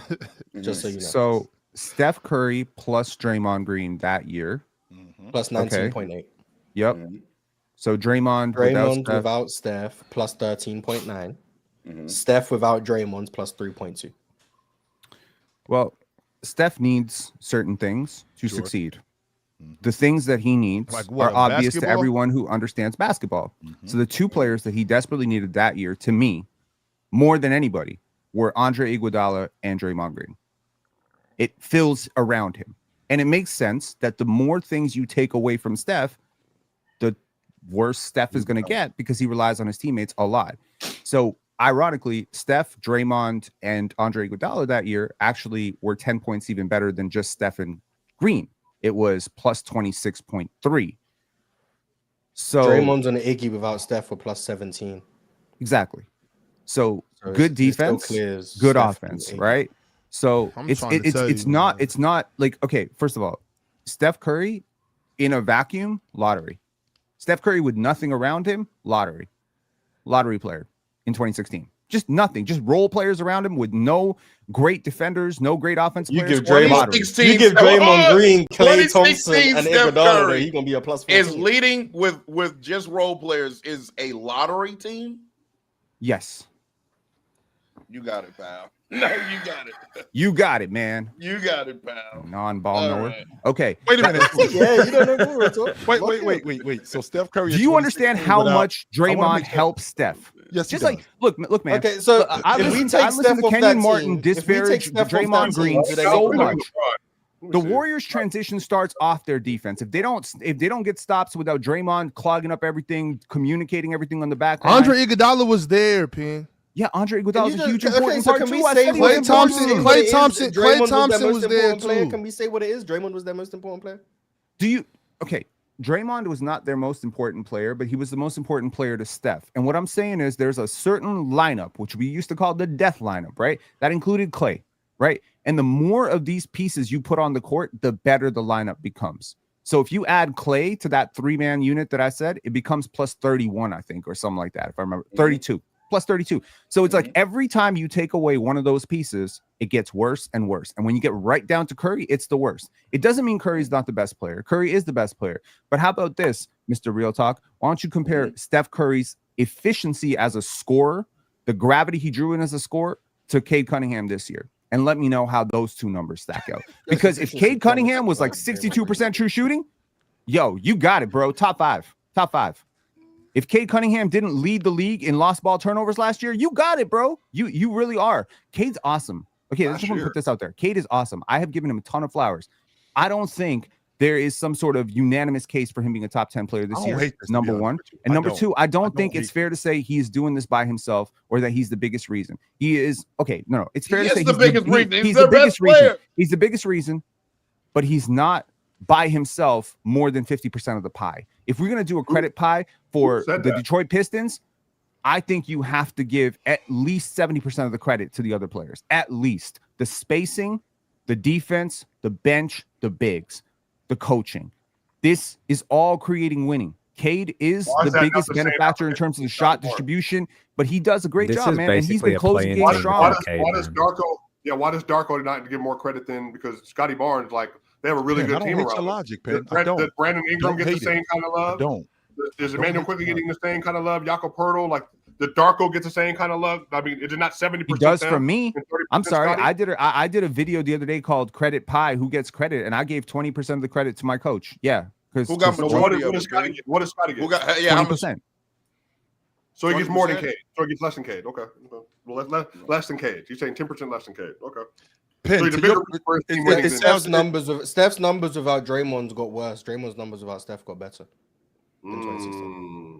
Which we do understand that, but Penn, to your point, I mean, when you're playing with another shooter like Klay Thompson on the floor, I mean, that does draw some gravity, which opens up offense for you, which also opens up offense for Draymond to operate. So I don't hate your argument. I don't. I think you made some really valid points. I do. Chill. There's a 3-point shooter on the Toronto Raptors who cannot hit threes. His name is Grady Dick. Sure. He is not the 3-point shooter that people think he is. But for whatever reason, people guard him a lot. There's another dude who was a former All-Star named Brandon Ingram. He is not the most efficient scorer in the league. In fact, a couple games ago, before he went off for that 37 points, he was actually averaging around 20.9, 21 points per game on 52% effective field goal. That's not but people guard him like he's amazing. Those two players on the court open up space for RJ Barrett to attack the cleanest drives he's ever had. So much credit needs to go around to team. I think the net lineup, this conversation that we're having, can be a fascinating doorway to people stop individualizing basketball. It's not Cade doing it by himself. Asar Thompson carrying his weight. The defense is carrying its weight. That's what gets Cade out. That when you put shooters like Malik Beasley, When you put shooters like Duncan Robinson on the court, why are they here? They might get 6 points, but man, the 5 shots they didn't take, the threat of them taking it opened a wider driving angle for Cade. Jalen Duren being on the offensive glass, being such a bruiser, is allowing allowing him to seal the big who would otherwise be blocking Cade's shot. Cade's not a great finisher. We saw him dropping layups. We go too far with it, though. We go too far with it, though. Like to say that Cade's not the biggest reason or a massive reason is disingenuous. Like, yes, the other guys are playing well. Yes, they're being coached well. Yes, all the other, whoever you have to give credit to. But those guys can contribute also to a way, like they help Cade, like Jalen Duren helps Cade on the offensive glass. Cade also helps him in the pick and roll. Like, you take Cade off the team, some of these guys can't produce the way they're producing because they're now all of a sudden with responsibility bigger than what they're capable of.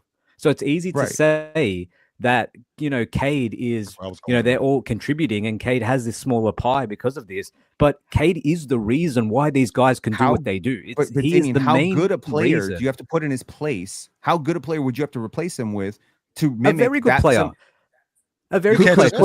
You had Norman Powell very high on your list. Could Norman Powell do it? No. Hell no. We're talking about the most elite guards in the league. No. We're talking about the most elite guards in the league at a position which is arguably the best in the league. No. So we're talking about Cade as not just one of the elite guards. We're talking about Cade as one of the best players in the entire league. Not guards. That's what I like. Players. We have to always contextualize this. Like, Cade, we can't shortchange what this guy's doing. Yes, the shooting numbers are not as good as they should be, but there would be a reason why he would be scratching the surface of a top 5 in MVP if the season ended today. It's because he's been excellent. He's been unbelievable. How about so? I think they've been great defensively, and guess what? He's a part of it. He's a part of it. He's a part of it too. And I think with the individualizing basketball, to Damian's point, where we get screwed up is I can scheme for lesser players because they have lesser responsibility. That's less stuff that I have to worry about. I could keep this dude off the glass. I could keep this dude off the long ball line. If I got a guy like Cade Cunningham, who's your primary ball handler, who's your primary bucket getter, who's your primary distributor, he's also one of the better rebounding guards in the league. I got to account for all of that stuff, which means that I need more guys to account for that sort of stuff. And with him having more responsibility and actually executing that, he makes this crew way better than what they already are, as opposed to a guy who I can just take him off the long ball line or a guy who I can just keep him off the glass. That sort of stuff matters. So, I mean, I don't want to. I don't want to to your point, individualizing basketball. You have to do that off the strength that when we get into the meat and potatoes of games, I've said this, me and Mars have actually had this conversation. I can only X and O you for a specific amount of time. After a while, real talk, I need you to go get me a bucket. Real talk, I need you to go make me a play. I can't X and O that. I need you to do that. And if I got a guy who only stands at the long ball line, if I got a guy who's only on the glass, I can't depend on him to do that. I can depend on this guy to do it, though. We have to try to individualize basketball when we're ranking players, which is what's going on right now. That's why you're bringing up all of the context and all of that. So I don't even have a problem with that. However, even when we individualize it, that's a word, I think that it maybe is flawed that it's always like, well, who's doing the most with less? Like that can't always be the barometer of like who's a better player. We just kind of have to try to judge these guys by what we think their talent level is. And that's why I think, Penn, you're getting so much pushback because, yes, there are all of these factors that are contributing to the Pistons being very good. But all of us are watching Cade play. Like we see how good Cade is. I think the problem that I have is a lot of people aren't watching the Pistons. Okay, I made it a point. I made it a point that I wanted to watch this team. I have said multiple times that if I were not living in Toronto, the Pistons would be my favorite team in the Eastern Conference. I love this team. I don't love it because of Cade. I love it with Cade, but I also love it because I love Asar Thompson, and I love their bench, and I love Isaiah Stewart. If I could get the Raptors to trade for Isaiah Stewart or Jalen Duren, dude, I would stack picks on picks to get those dudes here. This is an amazing basketball team. I believe that if this team did not have Cade for the first 18 games, they're still a really good team. They're not this good, but they're not rolling 15 wins, chill, but they might have 12. That's how physical they are. If they had Jaden Ivey in place of him, they have 12 wins, 11 they would have wins to play, right now. Here's the problem with that logic. They would have to play a completely different style of basketball. No, they don't. Yes, they do. One of the main reasons why they play the way that they do just put the ball.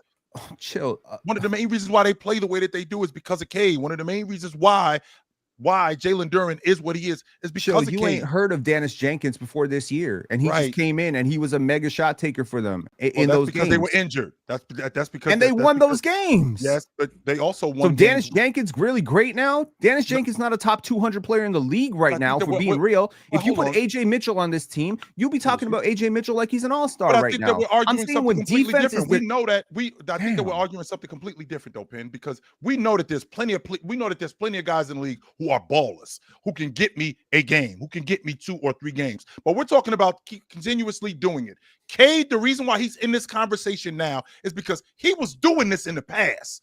And it's now, you now put competent pieces around him, and you actually have a scheme where it works, which is conducive to his game, which is Jalen Duren diving to the basket, which is Jalen Duren actually getting better on defense, not just as a rebounder, but better as a drop big defender, not being as handsy and being able to stay on the floor.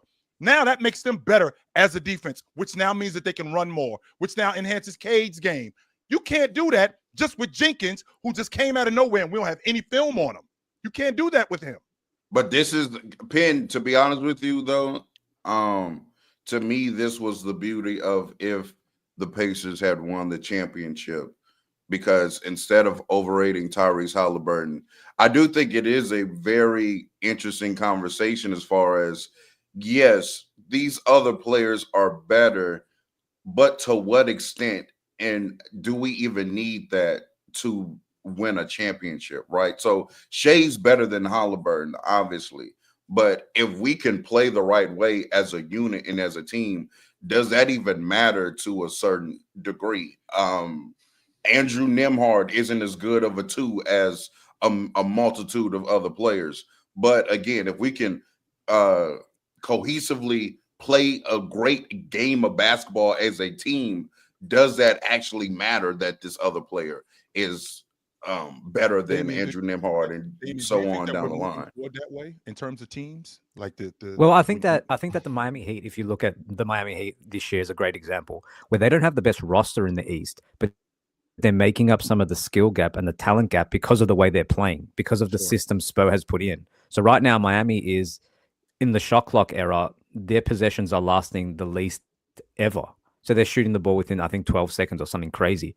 And because they're getting extra possessions and because they're conditioned really well, they're making up some of the talent gap that they don't have on Orlando, that they don't have on New York, that they don't have on a Boston when they're healthy. So I think it's an interesting point, real talk, around, it is fascinating around roster construction, around superstar versus ceiling raisers potentially, because no one's taking Tyrese Halliburton over Shea, but you can make a case that Shea can probably bring a floor up higher than Shea on any given team just because of his playing style. Like, you can make some of these arguments. I think Chris Paul was a great example of that, where every stop along the way, he made a team better, even though he wasn't one of the best players in the league, especially on the latter stages of his career.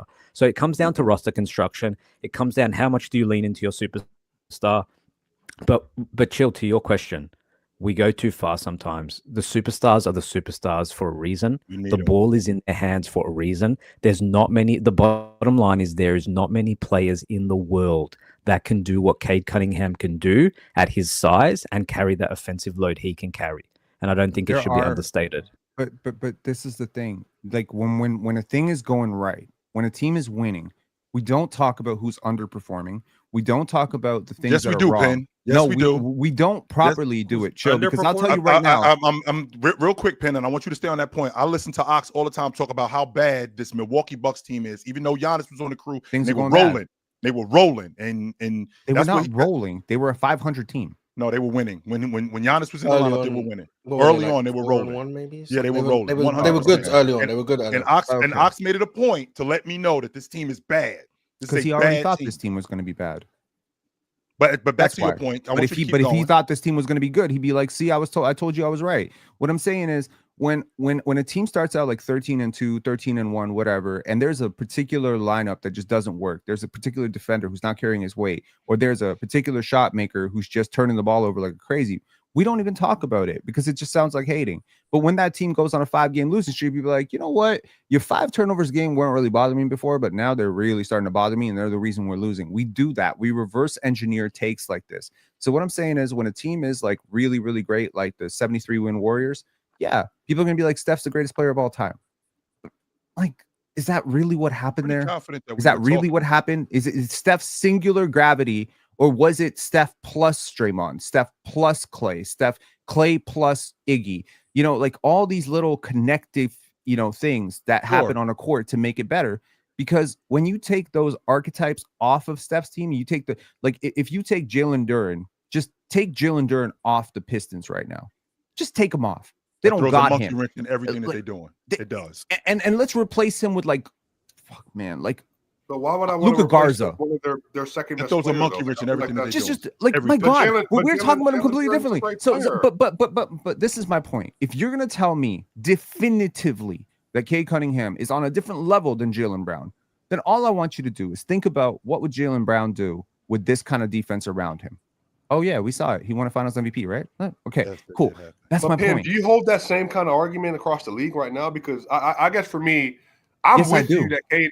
Okay, I'm with you that Cade hadn't performed as well as we would have liked. I've said this a couple weeks ago, by the way. This is not like a new take for me, but I still give him credit for what he's doing. And they are winning. I know, but the same thing you're saying, real talking. Tell me if I'm tripping. The same thing you're saying about with the defense around him, the players around him, and all that. It also can be applied to SGA. But like that would sound like it's taking away from what SGA is doing. Is what I'm saying. That same thing you just said about the thing that lifts up Cade. SGA is scoring at a crazy level, but also the defense being all-time great around him doesn't allow for him to. No, but he's not as good as Lou Dort, and he's not as good as Alex Caruso. Shout outs to him, but he's good. Cade's a good defender, though. Cade is not a good defender. Cade is a good defender. Yes, no, he's not. That's not true. No, he's not. No, he's not. He can definitely watch. I've watched a lot of Pistons games this year, man. No, he's not. Not when you compare him to the dudes who are coming on for him. Not when you compare him to Ron Holland and Asar Thompson and Isaiah Stewart. Of course, he's not going to defend like us. SGA is not a good defender either. SGA is a terrible defender. That's a Ben, no, wait, hold on, real talk. Not when you compare him to Lou Dort, Alex Caruso, Cason Wallace, and Chet. No, he's not. So SGA is a bad defender too. And J-Dub. If Cade Cunningham's a bad defender because of Asar Thompson, then SGA is a bad defender because of Lou Dort and Alex Caruso. We got to start keeping some of the same energy, at least attempting to. You have to at least attempt to keep the same energy. So that's all I'm saying. You have to try. I don't think Cade's a good defender, period. I think SGA is a good defender. Stop right there. Okay, well then just say that then. Just say that then. Just say that. Don't do all the compared to this guy. If you think he's a bad defender, just say he's a bad defender. And because if you don't, then we have to hold your words against you. Just like with the whole all off shit that you just did. We have when you make these type of arguments, it's quarter law shit. It's quarter. No, wait, Penn. It's quarter law shit. You can't introduce this because of this precedence and then not allow it for this one. You have to keep this, at least attempt to keep the same energy, or just make your point without using the back argument. And if you think Cade's a bad defender, that's fine, bro. That's fine. But you can't do it because of a sword. Sent his ass to jail. Damn, we holding him in contempt. We holding him in contempt. You can't. I don't mind you if you think that Cade's a bad defender. But if it's because of a sword, then that means SGA has to be a bad defender because of Lou Dort. And I think SGA is a good defender. You know what I'm saying? That's all I'm saying. Hey, we got. Here's my business card. I work for Legal Shield. Hit me up. I got you. We'll get you. We'll get you out anytime. Hey, no time, brother. Get him back up here. No doubt. All right. You lucky it's Thanksgiving. Good shit, Ox. Penn. What I want to stay with this conversation, because Penn, that we live in especially with me, we live in a space where we can you hear? I'm sorry. Penn, we live in a space where we're a bunch of adults up here, and because I said so, it's not an answer, right? So you've said to me numerous times that Cade is not a good defender. When you watch Cade defend, what don't you like about him as a defender? Off-ball awareness. Sometimes his rim protection can be a little bit wonky, lateral quickness, screen navigation, physicality. He's a good rebounder. I give him that for a guard. He's a good rebounder. I liked his defense in the playoffs. I was very impressed. But yeah, he leaves, just off ball, like his awareness, his motor defensively sometimes is very inconsistent. And I understand it. He has a mega role offensively. He plays a ton of minutes. He has to conserve energy. But at the same time, if you're going to be a top 10 defense and you are the second weakest link in your starting lineup defensively, I can't give you the same credit I'm giving to Scotty Barnes defensively. Similarly, if you were going to carry 30% usage, I also can't give Scotty Barnes the credit that I give to Cade on the offensive end, because if we lose a game, you're the one who took 35 shots. You know what I mean? Scotty Barnes ain't taking 35 shots. Scotty Barnes got Brandon Ingram there to help alleviate some of that. He got Emmanuel Quickley and RJ Barrett to help alleviate some of that. So I'm just saying, like, one of these teams is winning because of being two-way. One of these teams, I think, is winning because, frankly, they're just a really great defense. Now, it's worth noting the Pistons have gone from the second-rated defense to like the 6th or 7th now. So it's not as dominant anymore. But I think part of that is, Jaden Ivey maybe, All right, fellas, we are going to transition and cross over into the crunch time chat. Hey, Swipe. You out here, Swipe? Brother. All right, Swipe. Hey, have fun with that cranberry sauce. My Don't do too Thanksgiving much. prayers Swiper. have been answered. Don't do too All right. much. Hey, man, limit it to 2 cans. You don't got to eat no more I than just 2 want you to cans. know that you will stop getting cooked if you stop capping for your players and not applying the same contact to other players. That's the only reason today happened. Swiper, I've been good. do me a favor. I've been good outside. I don't need to do me a favor. Look up a mirror. I just want to say, happy Thanksgiving, Ron. Chill, Real Talk, Aux, Mars, Damian, Penn, you two included. Happy Thanksgiving to you all. Hope you have a great day. Really, truly enjoy being on PC. Real Talk, didn't think I was going to see you today. But look, have a great day, everyone. Phenomenal day. Wait, Swiper, don't leave. Don't leave yet, Swiper. Real talk. Can you eat cranberry sauce alone without it being with something else? Like just cranberry sauce straight on your fork. Like it's applesauce. I don't even like cranberry sauce. Get that shit out of here, yo! I told you. Get that cranberry sauce. I love cranberry sauce, but you can't just eat it just on your fork alone. It's on the plate. Eating it with by everything itself? else. No, it's on the plate with everything else. You just eat it. Real talk. I don't know. He eats it like it's applesauce.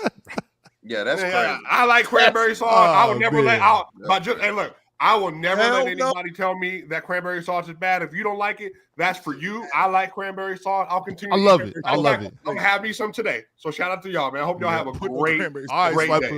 Y'all cold turkey. All right. You have a good time with that casserole now. And we got to do a intervention on Swiper, bro. You can't just be eating cranberry sauce on your fork alone, but that's crazy. Yeah, that's crazy. That's insane. But yeah, y'all, we in the crunch time chat segment, so let's go ahead and get into it. The first super chat that I got at this moment in time is, did I read this one? From Tupac Westside? Tupac Westside said, this is the first time I get to watch you guys while cooking instead of working. Happy Thanksgiving, fellas. Much love. That's dope. Hell yeah. What you cooking, Tupac? Bro? And are you putting cranberry sauce on it? That's the real question. King.B99 said, let me go ahead and put you up top, brother. You're right there. The Pin Cook session's getting old, guys. Like Swiper, Real Talk, and Mars look for reasons to jump him. If Mars said the same exact thing about Cade, it wouldn't be all this. Mars wouldn't say this because Mars would triple check, quadruple check every single counterpoint to what he was about to say before he said he would make a safe take. The that's rebuttal. What you're saying. But that's okay. Yeah, but that's okay. I'm a bit willy-nilly with how I say things, and then people will dissect one word I said and then make it something that it's not, and then scream, and then I get flustered, and then I say something stupid and retort. And you know what? Honestly, if y'all ever ask like why you always stick up for Chill, because y'all do this shit to Chill all the time too. So they do be doing this to Chill, huh? Hold on, yeah. wait. Time out. Because I am tired of this narrative as if the only person. First off, I wasn't even up here, so I don't even know why my name was in the goddamn super chat. I wasn't even up here, but you came up just to do it. I react. That's even worse. Hold on, I react to. Is that why you came here? I disagree with, regardless of who says it, right? Because I was just on Oxaz yesterday about Kawhi. We jumped. Stop acting like I just be doing this to Pin or something like this. Is crazy. This is crazy. Y'all gotta leave Penn and Chill alone. Is that super chat insinuating that when Mars says some wild shit, which by the way we do have to get to, because Mars had something very interesting that he wanted to talk to me about. But is that super chat insinuating that when Mars says something that's wild as hell, we don't push back on it? Yeah, people seem to have an issue. I don't get called out to the same degree. Yes, he does. You know what? 100% One day we're gonna run a social experiment, me and you, Mars. We're gonna exchange takes. You're gonna give me a crazy thing you want to say. I'm gonna give you a crazy thing I want to say. You say what I wanted to say. I'll say what you wanted to say, and see how badly your take gets jumped coming out of my mouth. I'll say exactly. I'm gonna just defend it better. That's it. I'm gonna just defend it better. That's the thing. But you're not even gonna get pushback. You don't have to defend something you don't get pushback on. People just gonna be like, that sounds British. Maybe the problem is I don't have a British accent. Now, Penn, I do agree with you there. Not the problem. No, I do Australian accent. I think I'm trying to. Mars can make any argument. You got to get a hoodie, not a hat. Well, if Mars tried to use the on-off numbers in the way that you tried to do it for Scotty Barnes and against Cade Cunningham, it's the same result. You just. But I didn't use Scotty into that argument. Swiper did. It's not so much about who. I actually think I asked because I'm the one who asked if you have Scotty Barnes top 10. Right, it's not so much about who introduced it; it's about the way you defended it. There's really it was, you know what I'm saying. That's all, no big deal. There's really mind you, I wasn't here either. I was. There's no way for one person to sound sane when 6 people are telling them that they're crazy. It's just not possible. I mean, that's a part of the panel. Usually, the thing is, if you make a take and a couple people disagree with it, you are going to get jumped until you're stomped out. It happens to all of us. Like we've all happen to me, Ox? We've all, it happens to you all the time. We've all been up here going. With the Austin Reeves knockout thing. We've all been up here going 1-on-6. We've all went 1-on-5. We've all done that. It happens to all of us, especially if you're the type of person that's gonna make a take that you know is not socially accepted by everybody. You're gonna get jumped by everybody on the panel. You're gonna accepted. Yes. Well, whatever. Yeah, whatever. If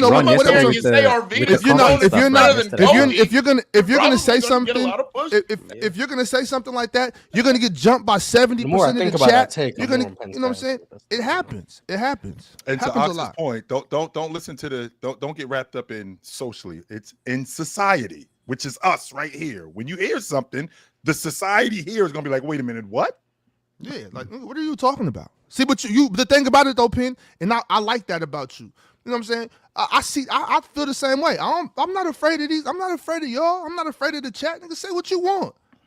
But just at the end of it, don't cry about it at the end. Like, man, how dare y'all jump me? You know what you're doing when you walk in here. It's all good. You know so Penn, when you answer this next super chat, when you answer this next super chat, walk on eggshells because I would hate for you to have to get jumped yet again. Nah, stop. But Julius Erving had this to say. Julius Erving said, Penn, name all the players in the NBA who does everything for his team on offense and still plays good defense. ? Maybe if Cade took off on defense, he would be more efficient. Well, apparently he does. So. Well, I don't think he does everything for his team on offense, but he does a lot, including the fourth quarter scoring, which has been amazing. Takes a lot of shots. Who do I think? Clarify that. I think Jokic. Jokic has been pretty good. Pretty good defensively. Overall, like relative to Cade, yeah, I think he's pretty good. Giannis is pretty decent defensively. At least he's better than Cade. If we're just talking about guys who've been better than Cade, Donovan Mitchell. We can actually stay there. Give Donovan Mitchell a little bit of credit here. Better than Cade defensively. What about Jaylen Brown? Jaylen Brown? Absolutely. Jaylen Brown was cooking on defensive end yesterday. Like he was on one end doing something offensively, and then on the other end, he getting a block at the rim like he's a center, playing on the center of the lineup. I seen Cade get a block I seen Cade get a chase down block last night. Yes. Highlight. He's not as good as a defender. You guys actually think Donovan Mitchell's a better defender than Cade Cunningham? Shea? No way. Shea is another one. No. Shea is another one. And honestly, I'm gonna put it out here. We let a lot of things go, by the way. I'll give you. Wait, stop right here, Ron. You think that Cade Cunningham is a better defender than Donovan Mitchell? Oh my God. He's really not, but okay. And I'll give you one more name that this is gonna be controversial. I'm losing my mind up here. What the is going on? Yeah, you guys are crazy, man. Going down. This is not Louisville no more. This isn't Louisville. Right, Rick it's the Pitino does not NBA. have him picking up full court. Nigga, Rick Pitino. No, Okay, sir. he's not in the NBA. No, sir. Can we clarify doing everything? Because just because I ain't averaging 12 assists a game, just because I ain't averaging 5 steals, just because I ain't averaging 14 rebounds, that doesn't mean I ain't rebounding. That doesn't mean I ain't passing. That doesn't mean I'm not scoring. That doesn't mean I'm not playmaking. I am doing that. And there's plenty of guys who do everything for their crew. They just don't do it at this level. I think Plenty of Scotty guys in the does league who are everything doing for his crew. What does he not do? He sets screens. He rolls hard. He seals out. He blocks out. He will guard two offensive players in the same play, and then sometimes guard a third one. He's communicating. He plays the best defense on the Raptors. The Raptors are the top 5 defense. Is Scotty Barnes not the epitome of a two-way player right now? Scotty Barnes is Draymond Green with a little bag. That's crazy, I mean, and that's a really lazy. good player. No, that's lazy. Player. That's lazy, and that shows how little you watch of him. Because I've actually been watching the Raptors a little bit. How much? You watched the game against Cleveland? You watched the game against Cleveland when he. Are you going to let me answer a question, or are you just going to keep talking? Because if I keep talking, it's going to be yet another L that you have towards me. Oh my goodness! Because you remember, you don't have a dub against me, so please keep that on your kindly membrane. remove it, put it in the bag, and continue. Yeah. Please remember that. Let's keep going with the super chats. I don't even know what we're talking about right now. Let's keep going.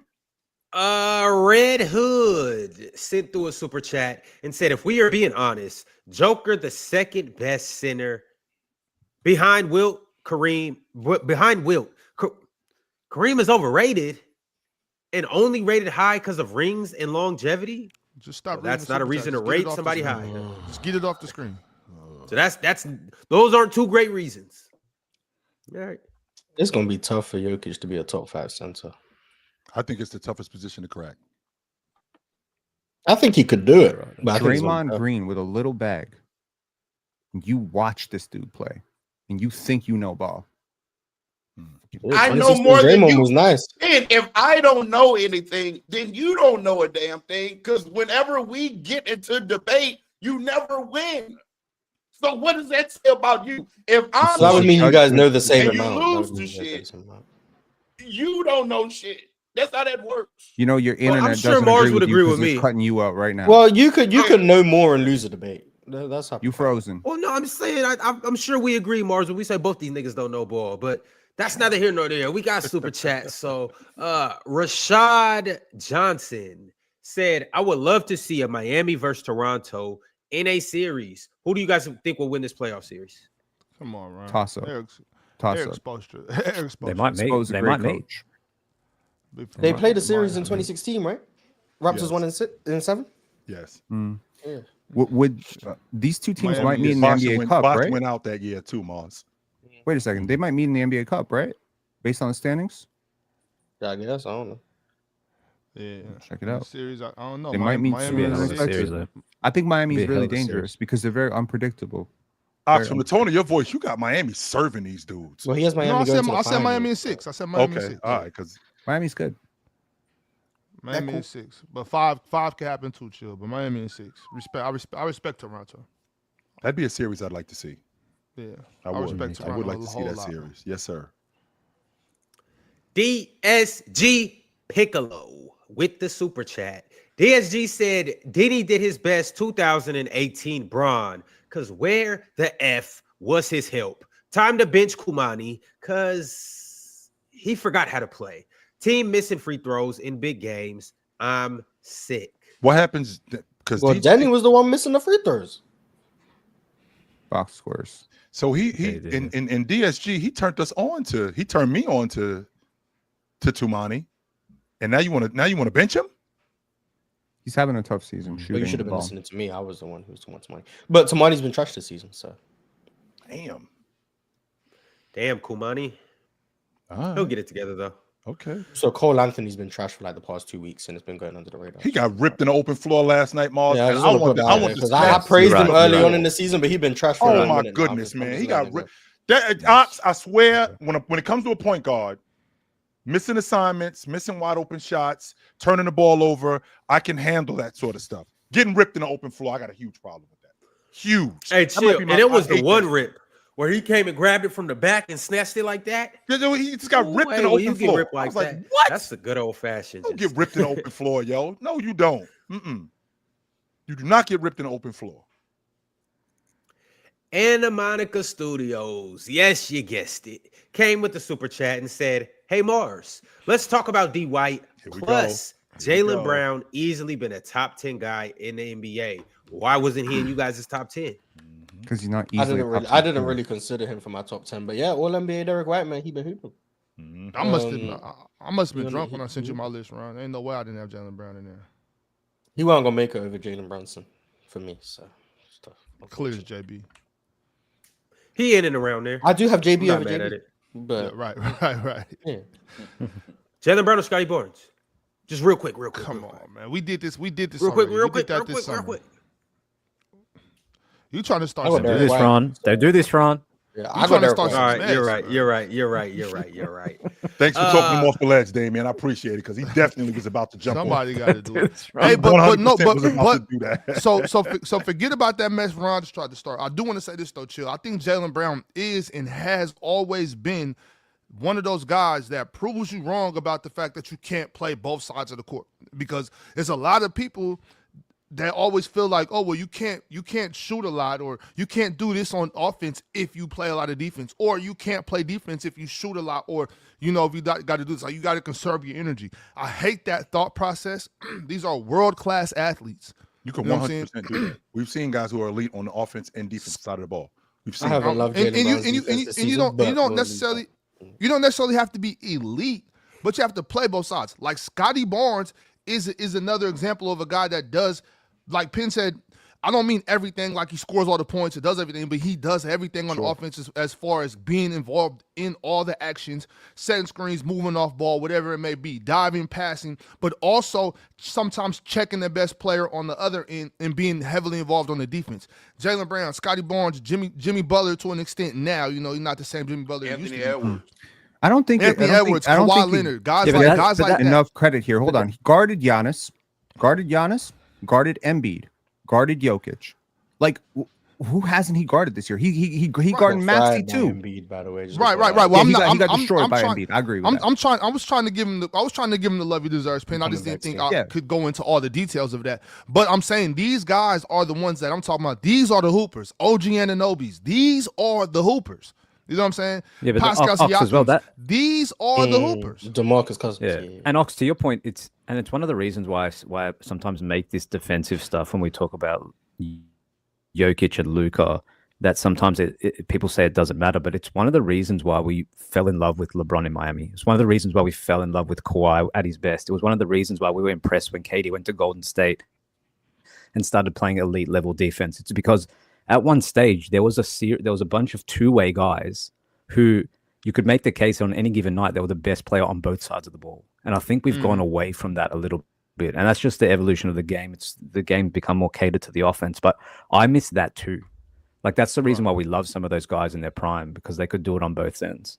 But Ox, I think the difference with that, it's all of them. Every generation prior to now, at least whether they were, but we for sure considered them at the time two-way players. That's been every generation. Giannis is still considered two-way players today, and that's two of the top but I'm saying, and if you look in the top, if you look in everyone's usual top 10, there's two-way. Larry Bird, Magic Johnson. Bird was definitely. I mean, Bird was a great 90s forward. It was a nice forward. Okay, 90s forward, yeah. Because when MJ and the bigs of that time, right? The 2000s, I'm seeing people put Nash and Dirk. This is why you have to stop listening to the Brit. I promise you, Dirk, in the middle, Dirk was one of them ones. Dirk was like 2000s. As a defender? Nobody was walking No, as a player, but Dirk was considered one of the three best players on the planet. Nobody. Dirk wasn't considered one of the three best players on the planet? I'm saying the best. Never. I'm saying the best. Never. Yes, he was. Okay, the best. There was a time. There was a time. Top three, dog. It was not, in 2007, 2006. Come on, Ron. Be for real. What's wrong with you, Ron? Are you crazy? Nobody thought that Steve Nash was ever better than LeBron James. Steve Nash. Nobody thought that Steve Nash. Dirk? We're talking about Dirk, Ron. I said leave Nash out because I knew where Nash would go. Said Steve Nash. Yeah, but I said leave Nash out. I knew where Nash conversation would go. That's he was definitely a top 5 player, though. He definitely. It's the same reason as when Ox said Boogie would be the second best player in the league today. I left Jokic out of it and asked him about Shea because I know where those conversations go. Dirk Nowitzki. I didn't know Ruto was talking about the best players. I thought he was just talking about like top 2, top 3. Dirk was considered one of the 3 best players on the planet, and he wasn't a good defender. Well, Mars, I want to be clear. I want to be clear though. Magic was considered the best player in the league, and he wasn't. The people above him were better defensive players. That's what I want. But wait. This is the thing. I want to also be very clear about that. I think you need to play defense. I think defense matters, but I also know enough ball to understand that there's guys that aren't good at defense that are better than guys that do both things. I understand that. I'm not oblivious to that. You know what I'm saying? Like that's where I was going with that. But I reckon that I personally think I think it's Jokic and Luka are top 5 dudes. I think it's why Luka probably won't crack a top 10 all time. Honestly, I think that will be the reason, like the main reason that he will, like, because you won't be able to put him up against Hakeem's and things that play both ends and have an actual conversation about it. Well, I think it's Jokic. It's going to be Jokic's biggest detractor as well, even though he has the offensive stuff is probably going to get him in the conversation. But I think that when you look at the top 10 list outside of 1 or 2 names, they're all playing both sides of the ball. And that's why we love them. And it's one of the reasons, honestly, why I love Steph Curry too, because Steph Curry is not a good defender, but at least he cares, man. At least he tries. At least he tries to take pride in it. And he's in every action, even in the postseason. If you're one-dimensional, if you are one-dimensional, which is an exception, which Ox already answered my question, because I'm thinking, Ox, there are guys who just can't do it. I'm gonna try though. It's not like I'm just going to be a cone out here. It's not like I'm just going to not give you anything. I promise. Magic was trying to play defense. He just wasn't good at it. Magic was involved in defense, but he was trying to play defense, Mars. He just wasn't. He's just not a very good on-ball defender. I don't know how the fact that you look at Magic and you go, "Yo, this dude just get." Yo, I'm going up against smaller dudes. I'm not as laterally quick as those guys. I can't. My anticipatory skills aren't nearly as good as those guys. I'm just not as good at that. But I can tell you what. The reasons why he's not a good defender, yeah. Right, and that's but here's the difference with that. The difference with that is that I'm actually trying to do it though. It's not like I'm trying. And see, but that's the thing though. That's the thing. The difference is when Chill says I'm trying, that makes it seem like I'm trying. But the thing about it is, Mars, it's not necessarily just trying. It's just being involved in the defense. He could be a reasonable team defender. Being involved, exactly. Being a part of the team scheme. Magic wasn't even a reasonable team defender. He was just bad. Okay, that's fine. Let's not. Young Magic was a good team defender. Peak Magic, 87, 88. Nah, he's not even a good team defender. He's just right. That's fine. That's fine. I'm done. I'm done, man. I'm done. No, I'm just saying, make this last point, and then we got to move on. Okay, yeah, because I'm done after this. I also want to say this. What I was just talking about when I said OG, Jaylen Brown, all these guys, I'm not saying that these guys were the best or the cream of the crop. I'm saying these are the hoopers. When I say these are the hoopers, that doesn't mean these are the best players to me. I'm just saying these are the type of guys I like. This is the type of shit I like. You know what I'm saying? That's what I mean when these are the hoopers. Like these dudes are playing basketball all over the floor. I don't got Scotty and OG as top 10 players in the NBA. But I love these dudes because they are hoopers. You know what I'm saying? Like, and I can acknowledge that Luka's better than them. But these are the hoopers, though. You know what I'm saying? These are the hoopers. And that's it mentioned to me last night, Ron. Hey, when I'm seeing Ant picking up SGA 3/4 court, we don't see shit like that. SGA hit a shot on him yesterday. It means something. We were talking made something. That's what Shane made over Ant yesterday was crazy. Man, he was all over him. He was all over him. But did y'all see the foul they gave Shea and then Anthony Edwards came down and got mauled and they just keep playing. Yeah. And then Lou Dort out there trying to kill Dante DiVincenzo on flopping and shit. I swear to God. I swear to God, I'd be like, Dante, fire on him. I was this close to being right about the Bulls beating him, by the way, but it's cool. Real talk, Ox. You know what also meant a lot to me? What's up? You know who's also getting my splash sport today? My splash of the day? Yeah. It's a little guy that's running around the league. He ain't little. That's he's of Pinn's complexion. Okay. Hey, he doesn't really look like he should be out there playing with them guys. Yep. Sure he does. Hey, but when he puts that cape on, all of a sudden, Hey, all of a sudden. Shout out Cocaine Curry. he was Shout out going Cocaine Curry. Shout out Cocaine Curry. Once he sees a shot or two go in, you know what happens? They just keep falling and they keep falling and they keep falling. It's almost like the Rockets have their point guard of the future in Reed Shepard. And stay Steph right there. Curry had Hold a on. solid game last night. Yes. Stay right there because we probably need to spotlight Chill for this, because there was a point in preseason where all of us were sitting up here saying, who should the Rockets trade for now that Fred VanVleet went down? Is it Drew Holiday? Is it all these guys? And Chill sat up here and said, hey, maybe they already have their point guard. And maybe they should just stick with what they have. He was talking about a man. He was talking about a man. It was wrong. He was talking about a man, Damien. He was talking about a man. Ron is the one who been glazing Reed Shepard since he got drafted. Ron was the one glazing Reed Shepard. Mars, prior to the Yes, draft, he did. when you were worried about your, at the time, Houston Rockets drafting Reed Shepard, did somebody up here tell you, don't worry, the guy's going to be really, really good? All of this off of one game, man. Y'all better calm down. One game, hell, all you ain't been watching season, this dude. Ox. Stop the All bullshit. season. I haven't been watching, so now I'm gonna watch basketball. So like from the first week on, he's been good.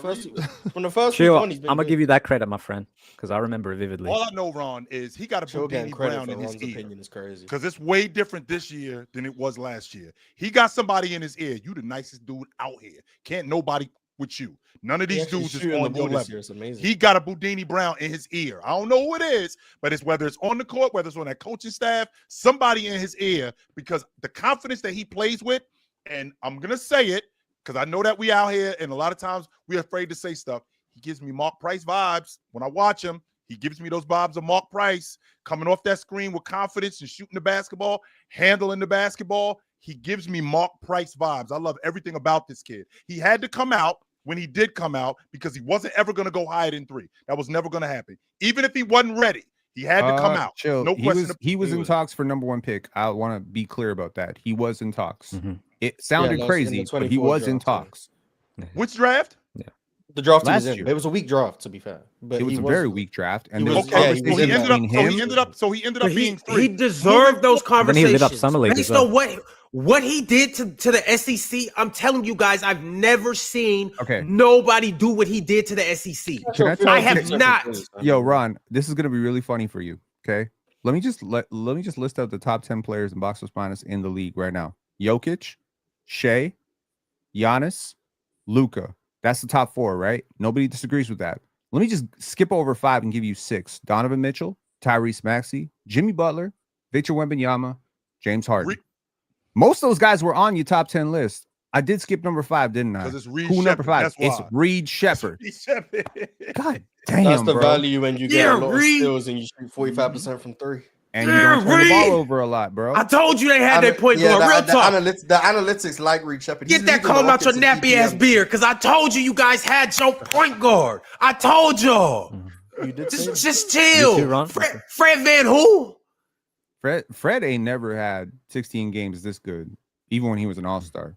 Shout out to boy Reed, man. 63% true shooting. That's you insane. Get the victory lap on that one. That's shooting 45% from 3 right now. I wasn't. And he's taking 58% of his shots from 3. Yes, the analytics crazy, literally love Reed Shepard. When you look up analytics in the dictionary, there's a picture of Reed Shepard right next to it. It's crazy. He still can't guard the ball, run, yo. but he's still going to get in the passing lanes. We working on him, Mars. Relax. It's okay, Morris. Shay, I'm sorry Steph, that I can't If you're able I can't get an A in calculus. Give me a second, Mars. I'm learning. I don't know if he's ever going to be able to. I don't know if he's ever going to be able to. I'm learning this. But he I tried. compliment him, and you just cut me off. I was going to say, but it doesn't matter because he forces so many turnovers.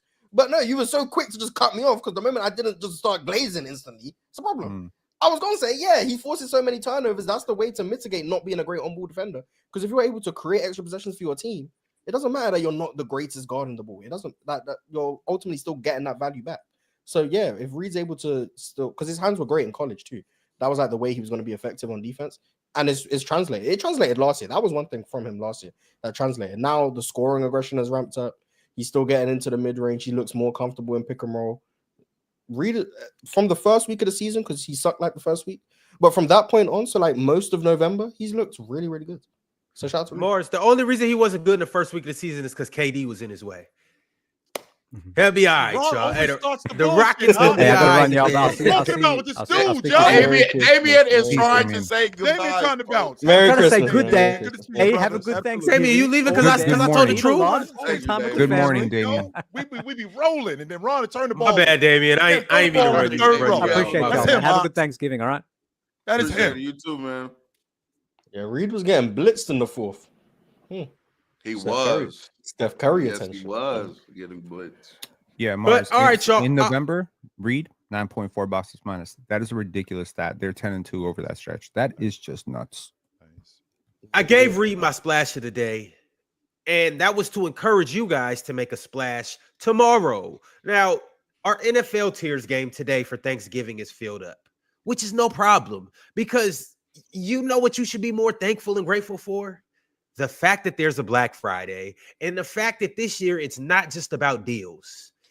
It's about buckets. Players' Choice and Splash Sports are teaming up for yet another NBA Tiers contest tomorrow, Friday, Black Friday, November 28th, right in the heart of the NBA Cup action. So forget your shopping carts. You need to worry about your top 6 players that are going to be on all 6 tiers and building the ultimate lineup for one night.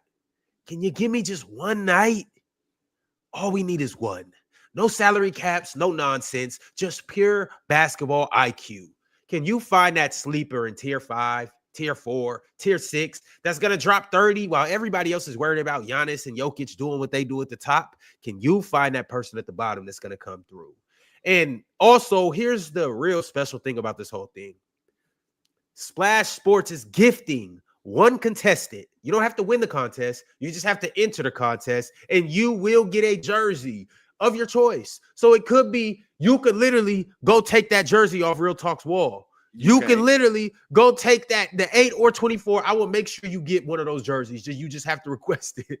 I will literally hand deliver it to you. Or you can take this jersey right here off Chill's back. However, Splash Sports is gifting one contestant a jersey, a free jersey, any team, any player. It's yours to rep. So once again, skip the checkout lines on Black Friday and get in the game. NBA Tiers contest on Splash Sports, and let's see who really knows hoops. And if you really about it, you'll take Scotty Barnes tier 1. If you really about it. Valid. Click the link in the bio, scan the QR code. We will see you guys in the winner's circle. In the meantime, we got a few more super chats. So, speaking of Scotty, Sale talks too much. Said Scotty does play a lot like a souped-up Draymond offensively. Oh, look at that. I don't think you game plan to stop him, though, more than BI. Also does dumb shit on offense in random stretches. He does.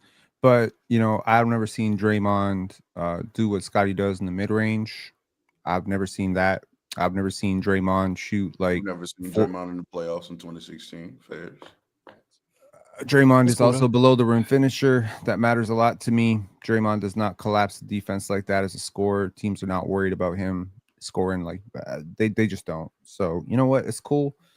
I remember NBA Cup game I think it was 2 years ago when Scotty went 7 for 15 from 3. Go find the Draymond Green 7 for 15 from 3 game. Like you're not understanding it. And it's Does he not? Does he not? I don't think he knows. I don't think he knows, guys. There's no way that you don't remember this, Pan. 7 for 15. I don't think he knows, guys. I mean, not that exactly. How do you not remember that, Pan? It's cool, guys. Not everyone needs to know, man. Not everyone needs to know. Was he open on every single shot? What difference does it make? Look at the goalpost moving wiggity already, man. Was he 7 for 15? That was my question. My God, man. No, he was not 7 for 15. Guys. He was actually he was actually you got 8 for 12. Yeah, you got he was 6 for 8. You got 7 for 13. He was 6 for 8 at the long ball line. He was 6 for 8 at the long ball line that night. You tell me what you want. 6 for 8, Pan, at the long ball line that night. Yeah. He made against that's 80% high level competition. Come on, brother. Yeah, I mean, chill. Alongside Scotty made an all-star team when at the same age that Draymond was in high school. In college. Like we can stop this, right? One of these guys is 6'9", the other guy's 6'6". 1 year. Draymond went to school for 4 years, Pen. Yeah, but that's what I'm trying to tell you. How many all defensive teams has Scotty Barnes made? How many DPOIs? He's 24 years old. How many all NBA teams has he made? 0. Interesting. Oh no. Interesting. 24-year-old Draymond Green, all defensive first team, by the way. By the way. All right, y'all. We got a 67 win super team, by the way. chat. Yeah, put Seemed like We got Kenyon a Martin super isn't the only chat. player Draymond's clearing. Yeah, From Hello Draymond's and Kenyon Martin 55. talks is all I'm hearing right now. What is wrong with y'all? a lot. Hello 55 said Doc is coaching his what off? This is coming from a Bucks fan who watches every game. Worst coach I've ever came across. Just spams DHOs. Losing record.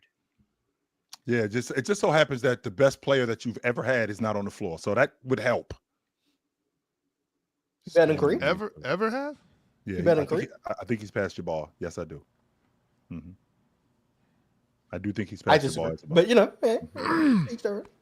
Shit, he's still working on catching up to Jabari. Talk got about Jabari. What about Jabari? He was better than Jabari, Ox.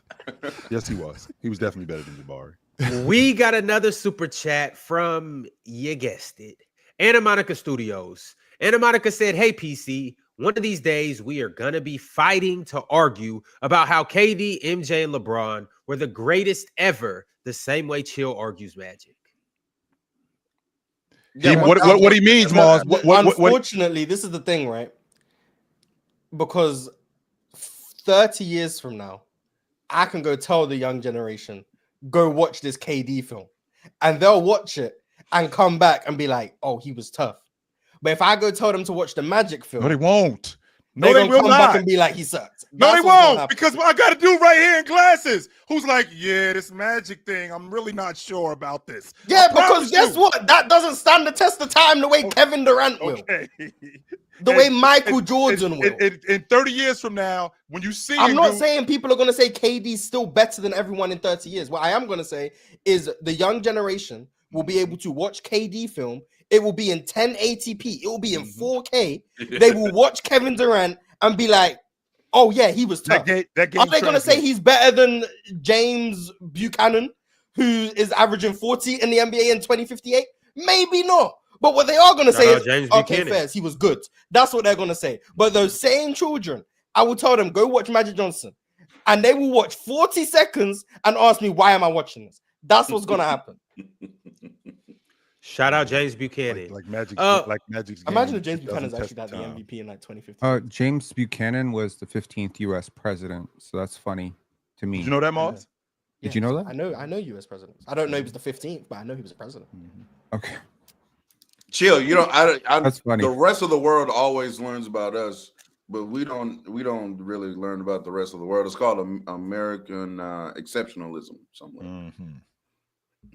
I'm just more ingrained with U.S. culture because, you know. You read books, Mars? Diary of a Wimpy Kid. That would explain it. Shout out James Buchanan. I actually have like nearly all the Diary of a Wimpy Kid books. Like nearly all of them. So okay. We looked in. Frank C said, happy Thanksgiving, PC fam. You can only pick 3 of the 4. Mac and cheese, cornbread, stuffing, fried turkey, Dub Lakers. Real talk, since he said Dub Lakers, 3 of these 4, which ones are you, what are you taking? Only pick 3 of the 4. Mac and cheese, cornbread, and fried turkey. Because get that stuffing. Get that stuffing. Us, we don't, first off, we eat dressing. We don't eat stuffing. I don't know what stuffing is for real, to be honest with you. What's the difference? There is no difference. It's just what you call it. Okay. I don't know. There's absolutely zero difference. It's just what you call it. I don't like turkey, so. What do you know? We got another super chat from Anna Monica Studios. And Chill, he actually said this before you said it. I don't want to say that you're biting his take. Maybe just great minds think alike. But he said this at Pacific time, 8:36. So 36 minutes into the show. He said Mars was right about Mark Price and Reed. So were you biting Mars? I never said that. Oh, I disagreed when Joe said it. No, hey, man. Anna Monica said you were right. So Mars, today, you are right. Mars was right about Mark Price and Reed. I am also pretty sure we all know the answer, but this could be entertaining. Hey, Pin, Scotty or DeMarcus? Scotty. It's not that entertaining. I do not, because I remember the first time when Chill said that about Mark Price. I believe me and Mars at the same time were like, "Yo, not yet." Chill. And I've made the reference. I disagree before today. Like I've made the reference about. Yeah, this isn't the first time Chill has said that. And Mark Price. But I'm just really high on Mark Price. So like, if Reed Shepherd can be as good as Mark Price, that means he's like one of the best point guards in the NBA. Which, by the way, what we're doing is we're making Reed Shepherd into Mark Price. When in reality, all I said, real talk, was, she kind of remind me of homegirl. I ain't saying that she homegirl, but she kind of give me homegirl vibes. Oh, chill, the boy every bit of Mark Price. Mars, you better defensively than Mark Price. He give me Mark Price. I watch him. I'm like, I see it. I do. I see it. Chill. I was early on the J-Dub Scottie Pippen take, and then people caught up to that months later. Just like I'm early on the Jalen. That's still a bad take. Real talk. How you feel about KD not? That is still a terrible take. You think that's a good take?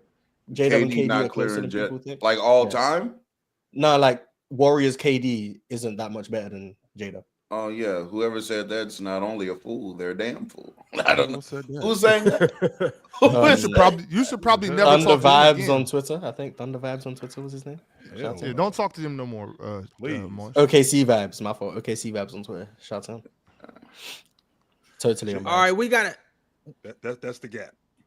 It's bigger than that. It's a bit wider than that. Yeah, your hands might way wider than that. Yeah, your hands might need to be off the screen. Yeah. I don't think you got the wingspan for this. Honestly, yeah, we're looking at Wemby. He's clearly better than him. Let's just leave it at that, Ron. I'm sorry, Ron. He's clearly better than him. 100% he is. J-Dub. All right, well, yes, he is. One of them brought a championship to OKC. Salute to that guy. We have a super chat from Taser Man 17. Taser Man said, "Dub panel, dub chat. This has been a fantastic episode. Happy Thanksgiving. Blessings for everyone and safety. Also, Pin, Scottie Barnes is a great number 2. Respectfully. In my opinion, he nice though. Keep it up, fellas." That's cool. Scottie Pippen was top 3 player at certain points in the NBA. He was also a great number 2. Oh, Scottie Pippen? Cook. But we're not going to compare those two, but keep cooking. He's doing Scottie Pippen shit. Facts. Pin, are you insinuating what I think you're insinuating? Matter of fact, yes, he is. I don't know, because I was with you, then it just clicked. Like, oh shit, I think he's saying what I think he's saying. Yes, he is saying that. Holy shit! Ox, that is your chick over there. You ain't bugging out. That's her. Hold on, real not no more. I do want to ask Pin. Pin, who do you think is better? I'm curious. Scottie Barnes or J-Dub? I think Scottie's better, but I think J-Dub's played better to date. So I don't know. J-Dub's older. I think Scottie Barnes is also better than Jalen Brunson. Yeah, I do. I think Scottie Barnes is really good, y'all. I think y'all should probably I think he's really good, but Penn is so much higher on him than I am. So, well, in fairness, I've been higher on him than you've been on him, and I would say that's been the case for 5 years. That's 3 years before you knew me, and I've been high on him since then. And I would say I've been more right than the people who've been wrong. So keep watching, and maybe right now you're saying like, "Oh, Penn, you were right. The Raptors are a really good team." Okay, cool. Maybe next year can I you'll make say, the "Damn, argument Penn." though that J-Dub does everything Scottie does defensively, and he's a better offensive player? You could certainly make the argument he's a better shooter. You can't make you cannot make a logical case that he's a better passer at all. I can't. No, you can't. You can't. Real talk. No, you can't. I think so. Scottie got him. Do I think you can make the argument? Maybe, but he's a better shooter. Yeah, he's a better driver. He's a better ball handler. But Scotty's a way better passer. If y'all, I'm gonna tell you like that team is trouble. Like that team is already super good. They're already great with J-Dub. So it's like you can't get too much better. But I do feel like if you replace the two, right? You put Scottie over there. I mean, they're already unbeatable. So I guess I can't even say that. OKC? But Scottie Barnes over on OKC, that shit would be crazy. Yeah. Like, and it is crazy already. He'll be nice off the bench for sure. He makes them significantly better. No, I'm talking about replace Scottie and J-Dub. But so who's the better defender between the two? Scottie. I think Scottie is. I'll be back. I think Scotty is, bro. Like, I honestly, he Hey, do everything chill. J-Dub do. He just bigger than J-Dub. I think that's pretty similar. I just think so. That's the thing. I think they pretty much do the same thing on defense, but I think Scotty just bigger. Yeah, J-Dub got the smoother game. He got the tighter handle. He got a better jump shot. I'll give him that. That's fact. I can't lie on it. It's true. Yo, chill. Yes, sir. This that one chick, and Oxton see me do this for real in real life. This that one chick where she really is nice for real. But the fact that y'all over here fighting over this chick, y'all always talking about her, y'all doing everything to get her attention. I'm like, man, she weak as hell. I'm good. Hey, now I don't even like her. I don't even want to be around her. I'm tired of looking at her. No. I'm tired of it. No. That's what you guys are turning me into with Scotty Barnes. But you've been that way with Scotty Barnes, bro. You've been that way. You were that way when I first mentioned Scotty Barnes. I've been trying to convince Ron about Scotty since he was at Florida State. This is the thing. Scotty, on top of that, on the offensive end. I put you on to Scotty Barnes. Oh my God. You ain't even know Scotty Barnes coming out of Montverde. I turned you on to Scotty and told you he was nice. I just don't think he as nice as you guys think he is. Okay, so what I'm saying is on the offensive end, Scotty. I'm not saying he's better. Were you there I'm at not the saying he's hospital better, but when he was delivered? Shit, you about to tell me that? You'd be like, bro, I delivered the bro. Like what? I mean, if anybody was there.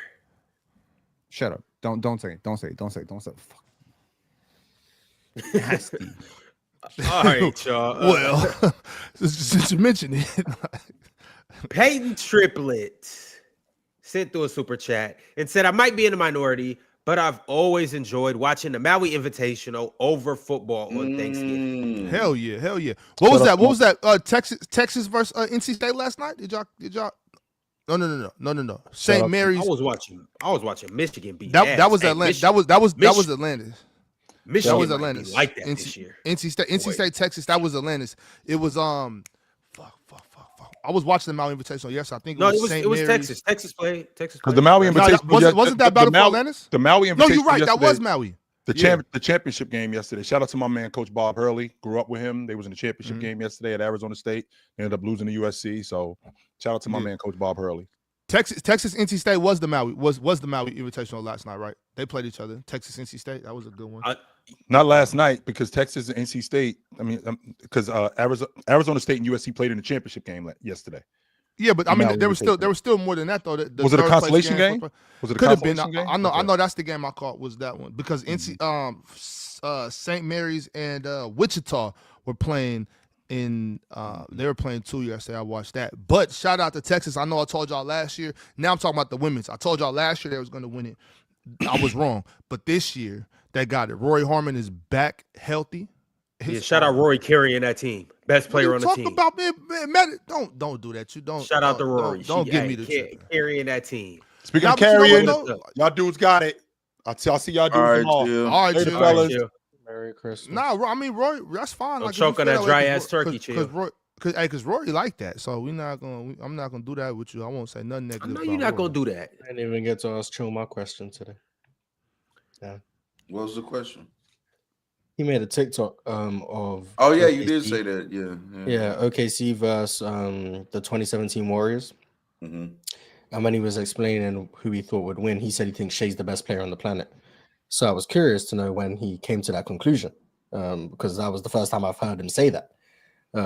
So I wanted to know. We definitely. Need I wanted to know why he thinks Shea's the best player on the planet now. But we never. Because they won the championship last year. He was the Finals MVP and the MVP. But why did it take till November to come to that conclusion? Because he's still keeping up at that pace. That's Chill's logic. If you know what I'm saying, y'all know how that works. Like for him, OKC it has to be the team to beat this year. That's how he did with the. He has them losing to Cleveland. No. The moment they won, he said, "No, that's not the finals." To Dallas. That's not the finals. He has Denver going to the finals. Denver beating. Yeah, he has OKC, Denver going to the finals and Cleveland. And then Cleveland beating Denver. But he don't have OKC going even back to the finals. Well, I'm not sure. I was curious to know when Shea became the best in the world. So not that it's wrong. I was just curious to know when it happened. All right, fellas, we got a few new members. JDC re-upped their membership. Tills 22 became a member, and Basketball Highlights 1018 also became a member. And last but not least, Natisha Howard also became a member. Shout out to everybody that became members today. Nashia Howard. My bad. Nashia. Shout out Nashia. Shout out to Tills. Shout out to JDC. Shout out to everybody that became a member today. If you're not a member, click that membership button. You can become a chatter. You can become a rookie. You can even be an all-star. But if you're going to be all that you can be, you got to be a Hall of Famer. In that tier, there's exclusive perks like every single Friday, such as tomorrow. You have an opportunity to come up here and debate the likes of Real Talk, debate the likes of Penn, debate the likes of Mars. You're not going to debate me because you don't want to get cooked like that. But you can try.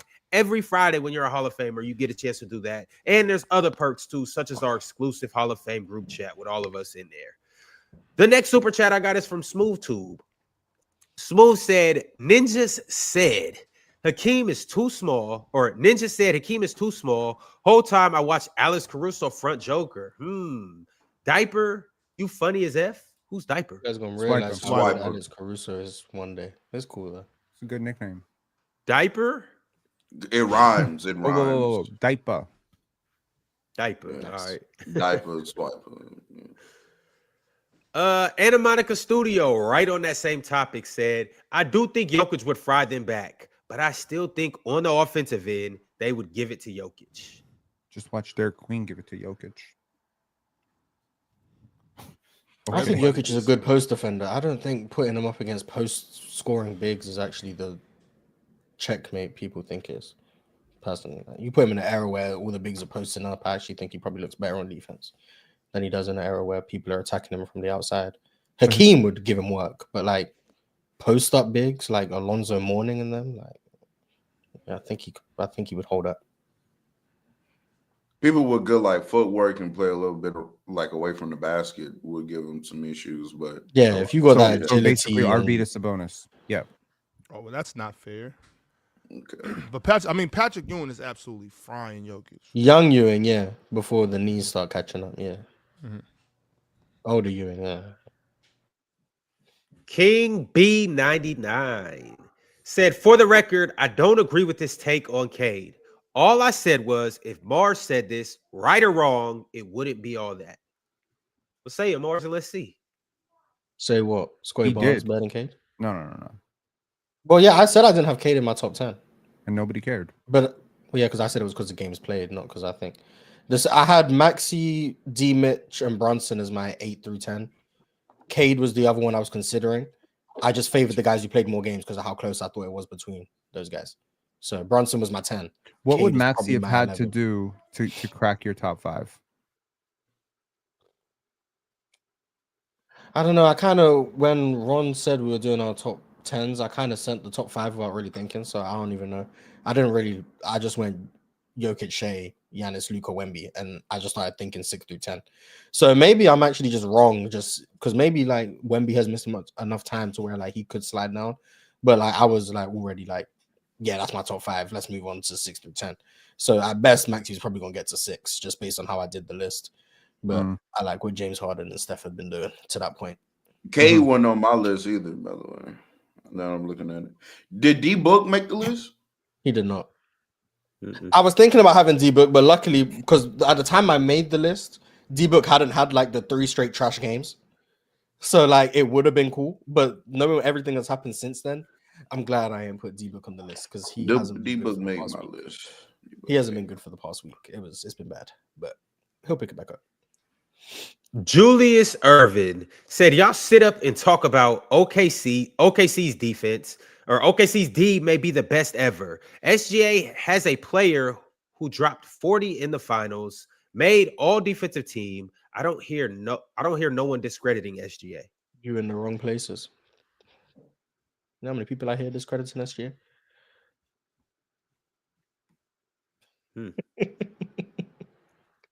It's just context, though. Just context. Yeah. If you see that game yesterday and you think that SGA was seeing more and harder coverages than Anthony, Yes, OKC are gonna guard other teams better than anyone can guard OKC. Yes.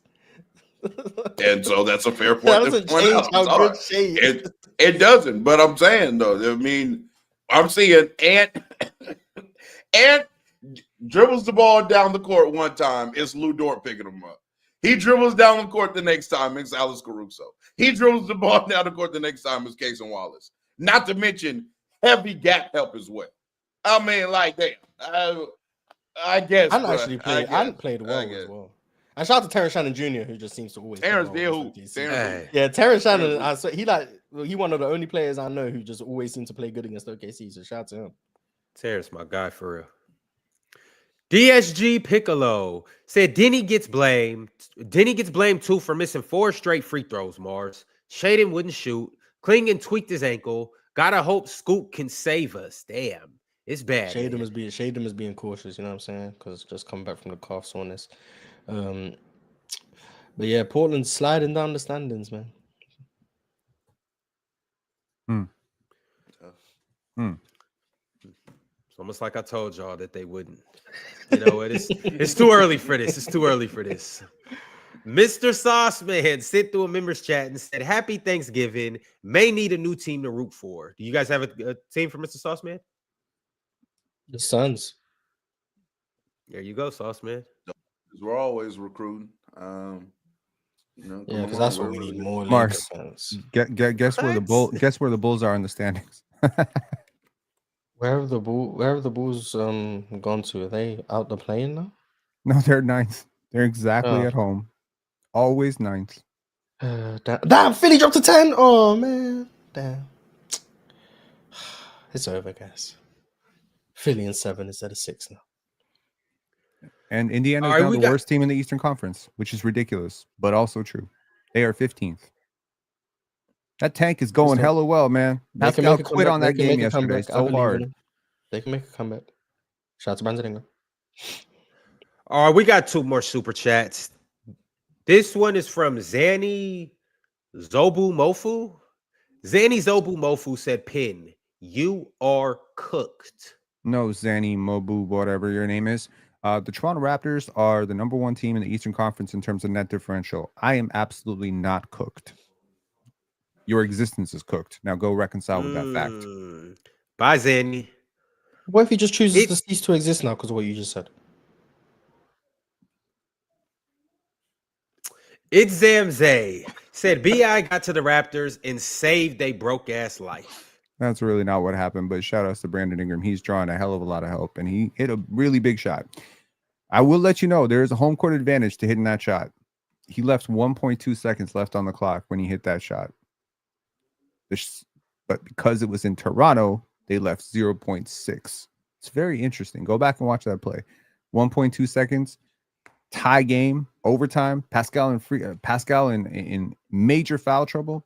You got to take the final shot, man. Shot clock off. You can't leave a second on the clock for them to tie the game. You just can't do that. A game winner, and he's being criticized because he left too much time.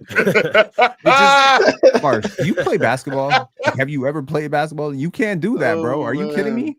Oh man. How do you think the Boston Corey Barnes could hit a game winner with 17 seconds on the clock and he gonna be praising it? No, absolutely not. Hey, Mars, he just better be lucky it wasn't in Philly because they would have booted off the rim. Facts. But, all right, y'all. Tomorrow we will be on playback watching Nikola Jokic and determining whether he is the best player in the NBA. Tomorrow we will come down to a conclusion. Tomorrow's the end all be all on whether he's the best player in the NBA. So make sure you pull up so you can come down to the bottom line with us. Also, there's an NBA tiers contest tomorrow. Scan the QR code, get in it, get your opportunity to win $1,300, as well as potentially win a free jersey. Happy Thanksgiving, y'all. We will be back for Black Friday, same time, same place. Merry Christmas. Merry Christmas. Mars, it's Thanksgiving.